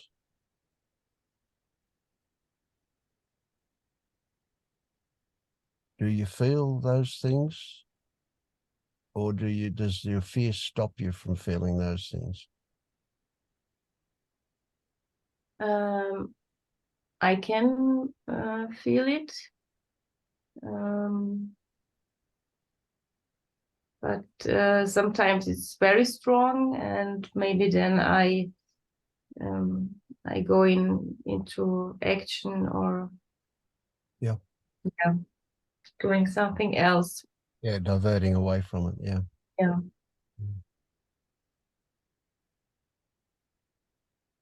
Is one of the ways that you divert from that getting angry? Not today. Not today. Oh, good. That's great. It's not there all the time then. Yeah. Oh. It's better. Yeah. So it sounds to me like you have a story that feeling stupid or not knowing is a bad thing. Repeat it again. It sounds to me like you have a story that to feel stupid or to not know is a bad thing. Is that accurate? Yeah, definitely.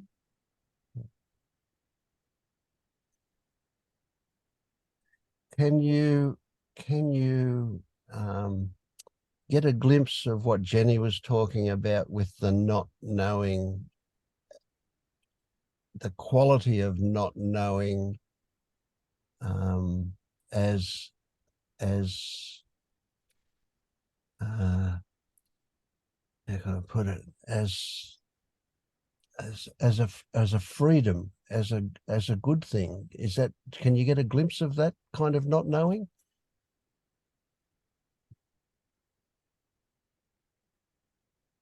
Um, it's more like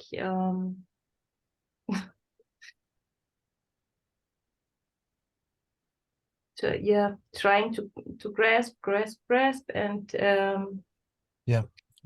there is nothing. And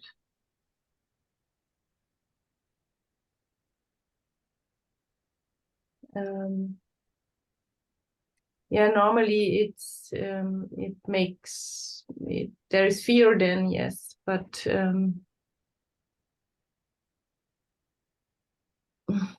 actually it can also be neutral. Yeah. Like now, maybe.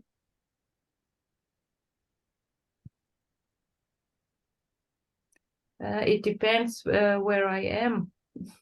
Yeah. Can you see, can you see a process where something happens and you feel like you don't know? Well, let's just backtrack. Something happens and the ideas come that you don't know, and then you have a feeling that is unpleasant. And then as a result of that, either you do something or think something else to avoid that feeling. Is that a process you're aware of happening? Afterwards, of course. Yeah. Afterwards is fine. Yeah. Yeah. Anytime is fine. Yeah. And during that, it's maybe just for a second or something, because it's so much going on and it's so stressful. Yeah. Maybe more than years ago. Yeah. I think so. So there's another story that it's getting worse. Another story about getting worse. Is there a story about getting worse? You said it's No. more than years ago. No? No, I guess it's I can realize that better now than years ago. Oh, it's better now. Okay, so it's getting Yeah. less. Yeah. Yeah. Yeah. But that's also a story. Yeah, of course. Yeah. But a better story. Yeah. At least. Right. Yeah. Yeah. Is there a story that eventually it won't be there at all?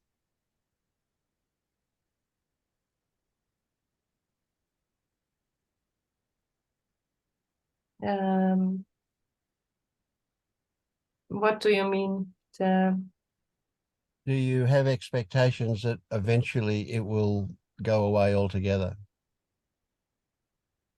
The fear of not knowing, or Well, that which is less than it was years ago, will it keep getting less and less and less in the future until it's not there at all?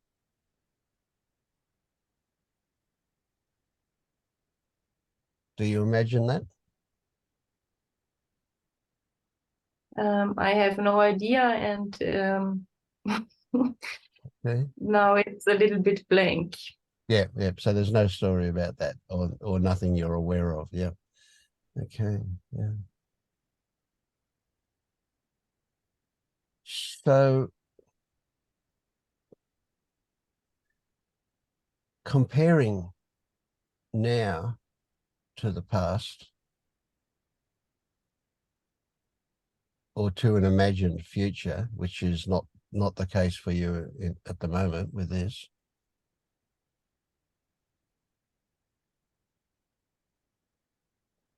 That comparison between now and the past, does that make you, does that produce a judgment?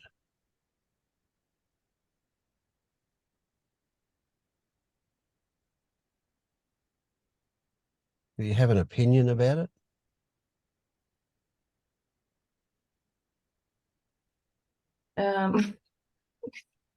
It's a little bit crazy now because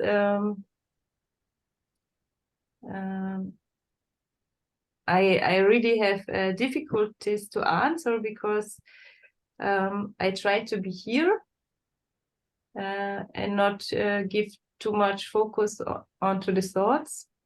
Yeah. And it makes it impossible to. Yep. Okay. I'm talking now, but I'm not sure what I'm talking about. Yeah, sure. Good. That's good. Does it make sense? Yeah, it does. And I like that. Okay. I think that's excellent. Yeah. Yeah. I heard you say, I'm trying to be in the now. And immediately I think you're working at this. You're putting effort and you have intention and you've made a decision to do this. Would that be accurate? Yes. Yeah. Not always. Today it seemed a little bit easier. Yeah. Yeah, but normally a lot of tension, yes. Yeah. Yeah. Yeah. I bet you have a strong work ethic. I have a strong work Ethic. as a work ethic, yeah. Yeah, you said.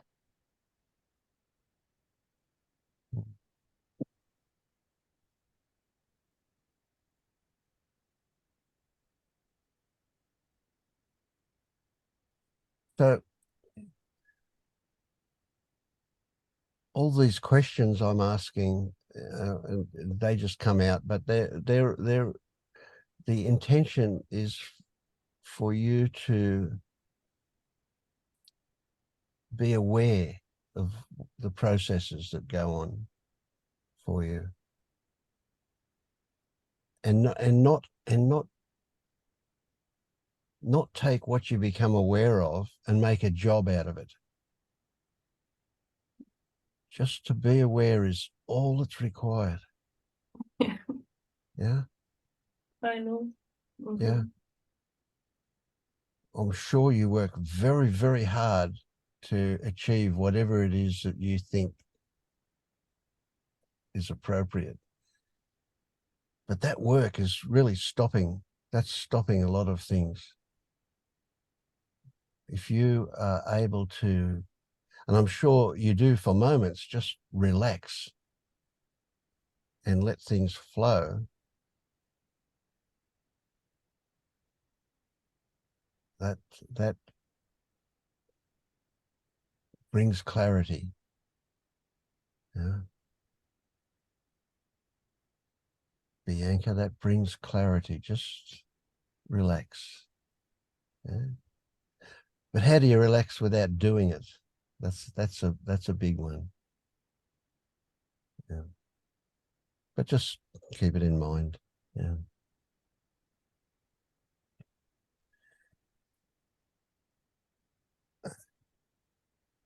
Okay. How are you going, Kathleen? I'm good.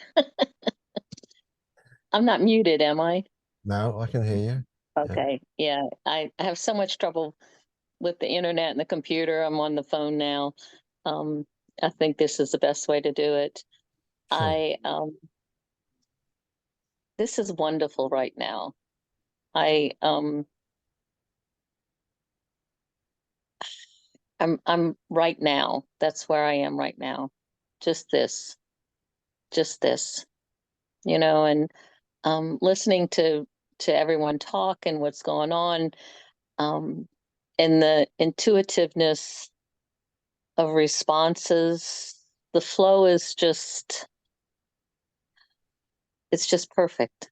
So I'm in a real, I feel like I'm perfect right now, which thank you. Thank you. Good stuff. Yeah. I like that. What about you, James? Where are you today at the moment? Oh, hello. Oh, that's a God. Why is that such a difficult question to answer? Well, it's a pretty stupid question, really, isn't it? There's a million things going on in my head about what everybody's been saying, about what I should say or shouldn't say. And you heard what you just said, didn't you?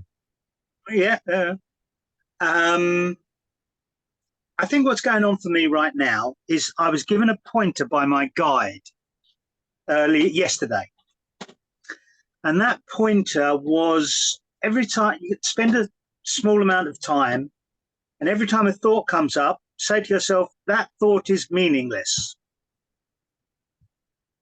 So I did that for a couple of minutes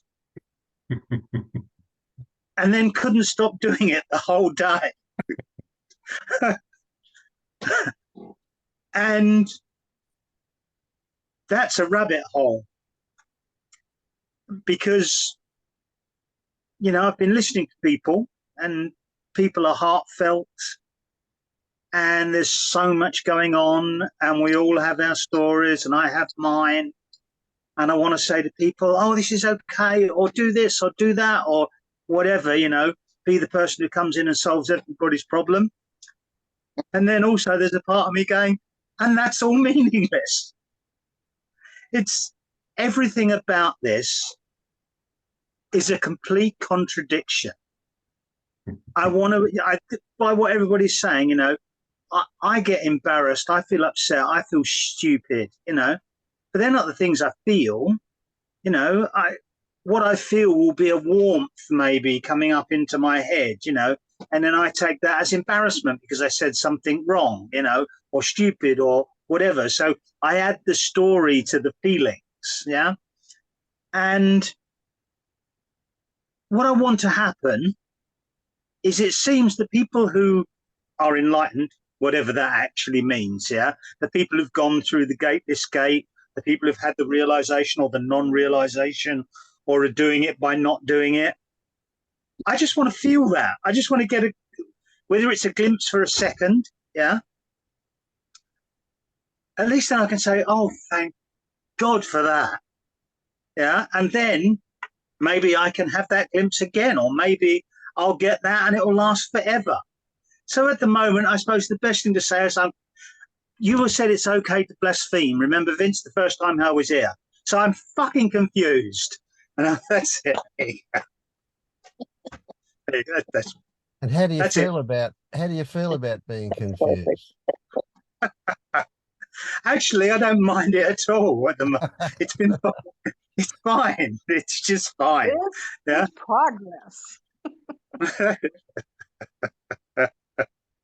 It's all Stacey's fault. That's all I'm going to say. There you go. Yeah. That's right. Thank you, Stacey. You've been an angel. You know, you're the reason she's here. You know that, don't you? What, to keep an eye on me? Yeah. Just another opportunity to slap you around. Yeah. Yeah, I don't come to these meetings all the time. They last for 3 hours and I don't have that much in me. But when I'm pretty sure one of my clients is going to be around, I do kind of check in and see what's going on with them. Vince is absolutely right. Not that I don't love seeing you, Vince. I do. Yeah, I love it too. Good. Yeah. No, this is great. what I actually gave him. Vince, are you at all familiar with Course in Miracles? Oh, no, not really. A little bit, but not much. Yeah. I was a student for 25 years for all the good it did me. But lesson 4 is, lesson 1 is nothing I see means anything. And then there are a couple of others. And then lesson 4 is these thoughts do not mean anything. And I went, that's James right there. So I sent it to him, both of them. And I guess it might have done something. I've been doing James. Yeah, go ahead, James. No, I was going to say everything you've done, everything everybody has done, everything everybody says does something. Yeah. It's just that I don't know if I need a kick in the head or whatever it is, because it's just not doing whatever that is. Yeah. I get it all intellectually. Yeah. I've even sat there and worked out, and done the pointers where I'm not making any of these thoughts up, and they're just coming. Where they're coming from, that's a whole nother argument, but they just appear. Got all that and genuinely seen that. I've also got the fact that I'm not in control of what I'm doing or saying. These words appear. Got that as well, which is highly embarrassing because not knowing what's going to come out next. Yeah. So all those things intellectually, can't argue with anything. I've seen it, but it doesn't seem to have made the shift in me. And that's why I'm coming. And that's why I'll keep coming. Yeah. And hopefully once I've had the shift, I can, if that's the right word, I can come and help other people do it. But at the moment, Stacey, please keep kicking. I have a question for you, James. Yep. Where's the gate? Where's the gate? Will you people stop asking awkward questions? Where is the gate? I don't know. So, and from it, go on. Right. So if these thoughts mean nothing, is there a gate? Okay. From everything I've read, there's an answer that there's no gate to go through. But if I'm talking from how I feel, from my personal experience of what I want to achieve, of course there's a bloody gate. And the bloody gate is something I have to get through. So who has to get through the gate? Yes, exactly. This non-person that doesn't have any thoughts. Don't go in your head. Don't go in your head. Look. Right. Don't go in your head because you're just going to repeat to me what you've read and what you already know. Yeah. But look. So where's the gate and who has to get through it? Where's that feel in your body? Okay. Responding to your words, there's something I'm feeling here. There's a sensation in my body here. That's obviously not the gate. Or maybe it is. That's the trouble with all this stuff. But there's a sensation. Okay? If I don't put any labels to it, there's just this sensation. Okay? That's it. Yes, I would sit with that. Yeah. I would sit with that because the thought that there's a gate and there's someone who has to go through it is the gate. Yep. And it feels a certain way. It feels a certain way and it creates a certain reality that feels very real. And over there.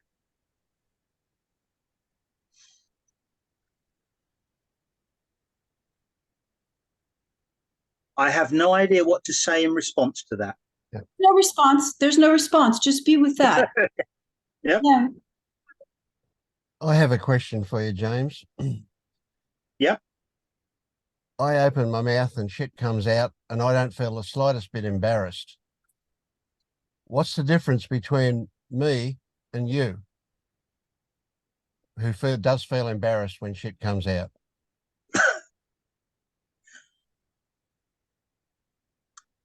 The difference is, I can only put this technically, I'm still linked to my ego. No. Don't give me word stuff. Don't give me stories. Is Okay, not is not the difference something about how you feel about things? So what's Okay. embarrassment? What's embarrassment? Embarrassment is me thinking I should be And is there better a at feeling something. component to that? I mean, there's sensations around it, but Yeah. they're not the direct experience. Like, you know, like say somebody asked me a question. Yeah. Trivial example. Somebody asked me a question and I feel I should know the answer. Yeah. That's Well, all you don't thoughts. feel That's you all should know stories. the answer. You think you should know the answer. Yeah, exactly. They're all thoughts. They're all stories. Yeah. Okay, And so what's the difference here? You're getting very close here. I'm giving you a well, I point. would assume the difference is that you're not telling yourself stories and I am. Absolutely. You got it. Okay. And what did you learn about those stories? They're all shit. Every one of them. Yep. I agree. So the Which they stop. only thought you need to give credibility to is the one that stops you from walking in front of the bus, right? Everything else is a load of shit. Totally crap. Yep. So James, when you were saying that thought is meaningless. Yep. Were you then saying, but this thought's not meaningless? I mean, look at these people. Look at how meaningful this is. Or like what like you are they meaningless? Are they? When you were doing those exercises and you would say that, what was happening?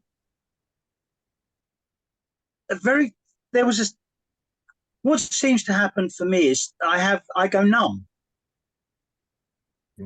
There's like, Hey, well, what's numb? Tell me what numb is. okay, thoughts stop. Yeah, it's not that I'm not thinking, it's just that it's trying to resolve that contradiction. Somebody says something like, you've got a grey blue jumper on, yeah? Okay, which I think I have. But then I say, hold on, that's meaningless. Or, my thoughts about that are meaningless. So there's this contradiction. So my brain stops for a second. Yeah. And it's like I'm stuck in that spot. Yeah. About how to work it out. Yeah, like it's like the definition of meaningless. That's what I was going to say earlier, because I've been looking at instead of that thought's meaningless, it's well, that's just a thought. That's just a thought. So it's like, okay, it's similar to yours, but it's almost like for that thought's meaningless, it's almost like, I don't know, like the word meaningless has a lot of power to it or something. Yep. And it's like more likely for me to argue with it or something. But there's something that with that word meaningless, that there's a pull or something there maybe, or like what does that word mean to you? So Well, and and that's the word is not why meaningless. you're going. In the exercise, the word is not meaningless. It says this thought does not mean anything. So that might give you a different slant. Yeah. So when you say it's just a thought, there's a dismissive attitude in that. James, when you say this is meaningless, do you also experience a dismissive attitude, or is it something else you experience? No, it's not dismissive. There's the difference. Yeah. Yeah, it's God, I don't know. It's definitely not dismissive. It's a struggle to try and understand it. Mm. Yeah. That's the suck in. Yep. Yeah. So that's backwards from what would be more constructive. It's actually the I tell opposite. you what, Yeah. right. I know with something I need to say now. Okay. This is probably this is a story. These are thoughts. This is something I need to say. Don't apologize. Just say it. Right. What seems to be happening to me at the moment is so trivial. I'm trying to just deal with a contradiction in my head. Yeah. Other people this evening have been talking about things that are incredibly personal, deep, painful. And I feel, to use Bianca's word, an idiot by being here saying, oh, well, I'm just trying to deal with these contradictions, when other people have been dealing with things that feel much more important, you know? Right. So just give me a one-line summary of what you just said. James is everybody. James is not important. Okay. Well, you're right. James is not important. Yes, I think the way you're not important saying either. James. Yes, Alan. Sitting with that contradiction, have you just sat with it without trying to work it out? Nah. Yeah. Yeah, no, I have. Yeah. Really? Not here now, but during the day, I have sat with it and nada. Nothing happens. And then something should happen. Well, you're not feeling. Contradiction has a feeling. The contradiction is more than in your head. Confusion in the mind is still something that's unraveling, just like confusion in the senses. Like you see people are talking about deep, intimate things. That's confusion in the senses. It's still confusion in the mind. So that confusion, you just sitting with that confusion, it has a feeling in your body when you're confused. So when you sit with that confusion in your head and your mind goes blank, but the body is having a feeling about it. So you tap into that and it's going to do something. Okay, I will have to explore that because currently that isn't what's happening to me. Okay, James, just stop for a moment. Okay. I see you so engaged in your head. I'm going to ask Wynne to say something to you because she comes from somewhere totally different to your head. And what she will offer you, and I don't even know what she's going to say, but what she will offer you is going to be gold. Putting her on the spot, I am. You are putting me on the spot. And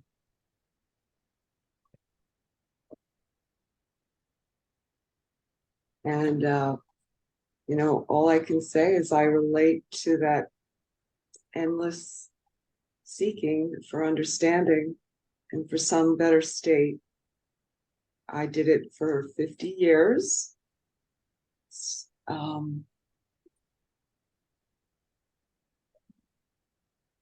It's much better for me not knowing, just feeling what's here in the body.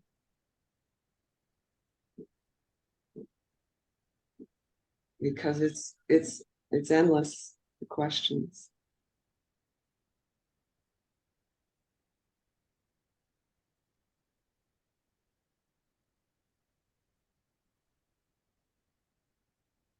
And they're really, it's also helped me to feel that after so many years of trying to change my experience, that just being with what is and accepting without trying to manipulate my experience or my state is just much more relaxing, because acceptance and relaxation seem to go together.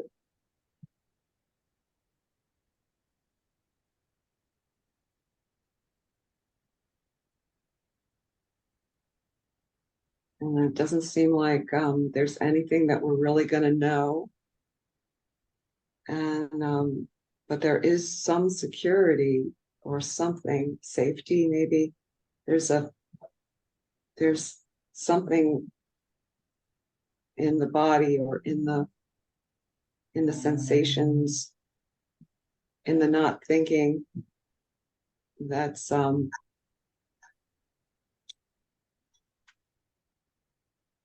very relieving. And sometimes I just say, I don't know, and I don't need to know. I don't know. I don't want to know. I don't need to know. It's all good. But mostly, like Vince said, at this point, it's just being aware, and that's it. Nothing to fix, nothing to do. Just awareness of whatever is happening without trying to change it. I have an interesting story that happened this week. I moved into this beautiful place in Hawaii. It's unbelievable. It's just so me. And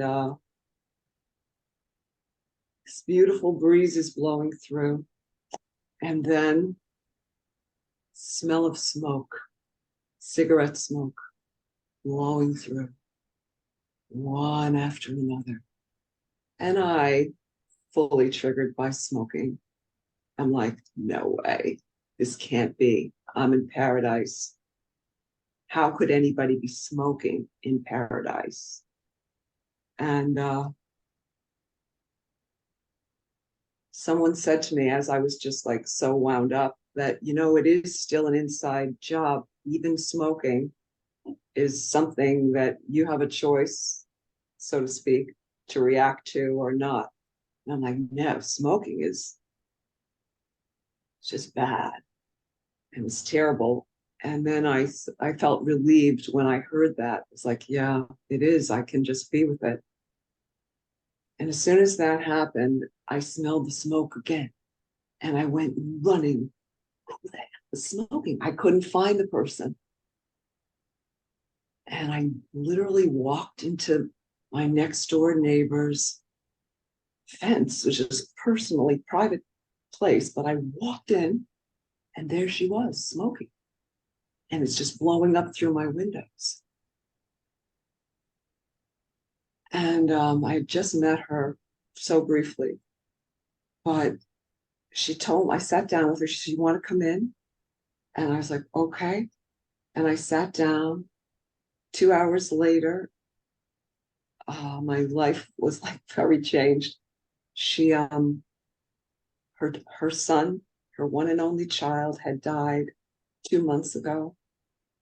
She'd been in a car accident and was waiting for the surgery.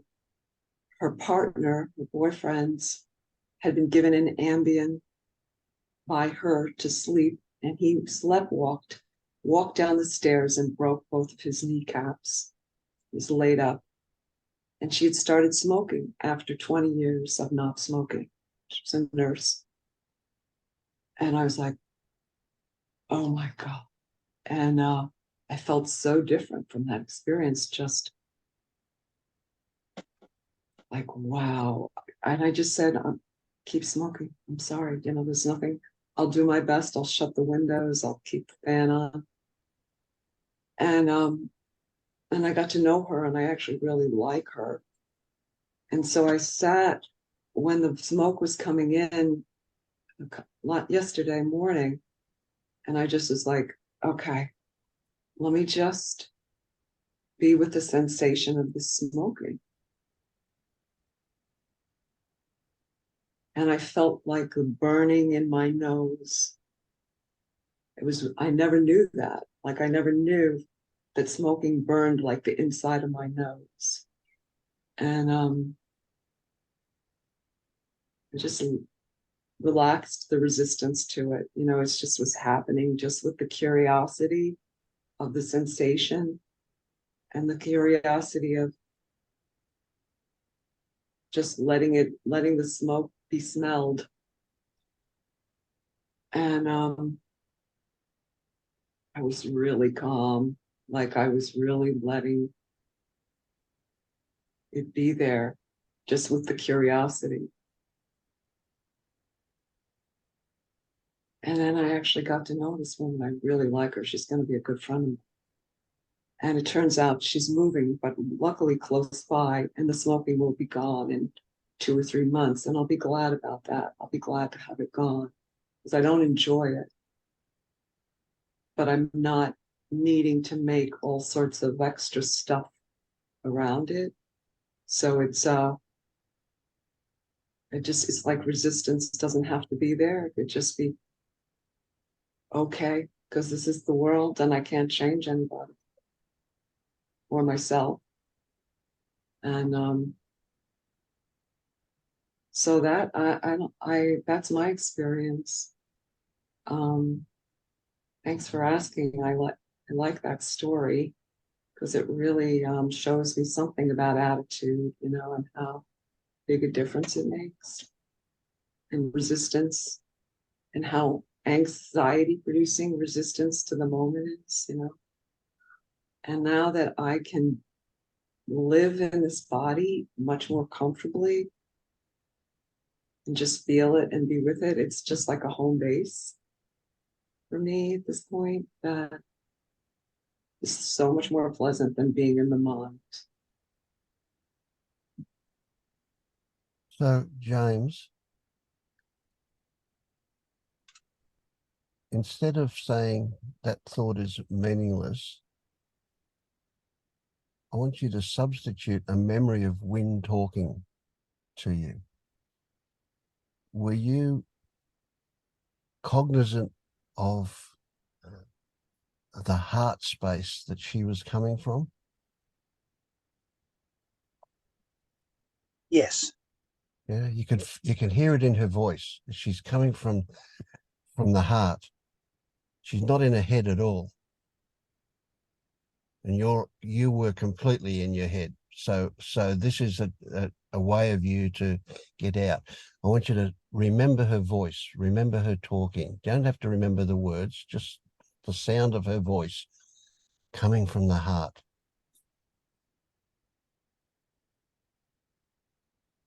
And then you don't have to say, but you know that your thoughts are meaningless or that they don't mean anything. Yeah. Yes. Okay, you guys, I'm going to have to go, but Seb's going to take over as host, and you just guys keep talking. And is there something else I can help with? Okay, go away. Okay. I've got to take my dog to the vet now, so I'll see you guys next week. It's as usual. It's been great. I love you guys. Thank you. And we love you, Vince. I know. I do know. Thank you, Vince. Yeah. Just to let you know, I'm just going to. My function will be to press the button at the end. That's all. I'm not intending to be anything more than that. That's pretty meaningful. Yeah, hopefully. I will be of some use at least. You guys are so good at helping each other. I just love it. Yeah. All right. See you later. Thanks.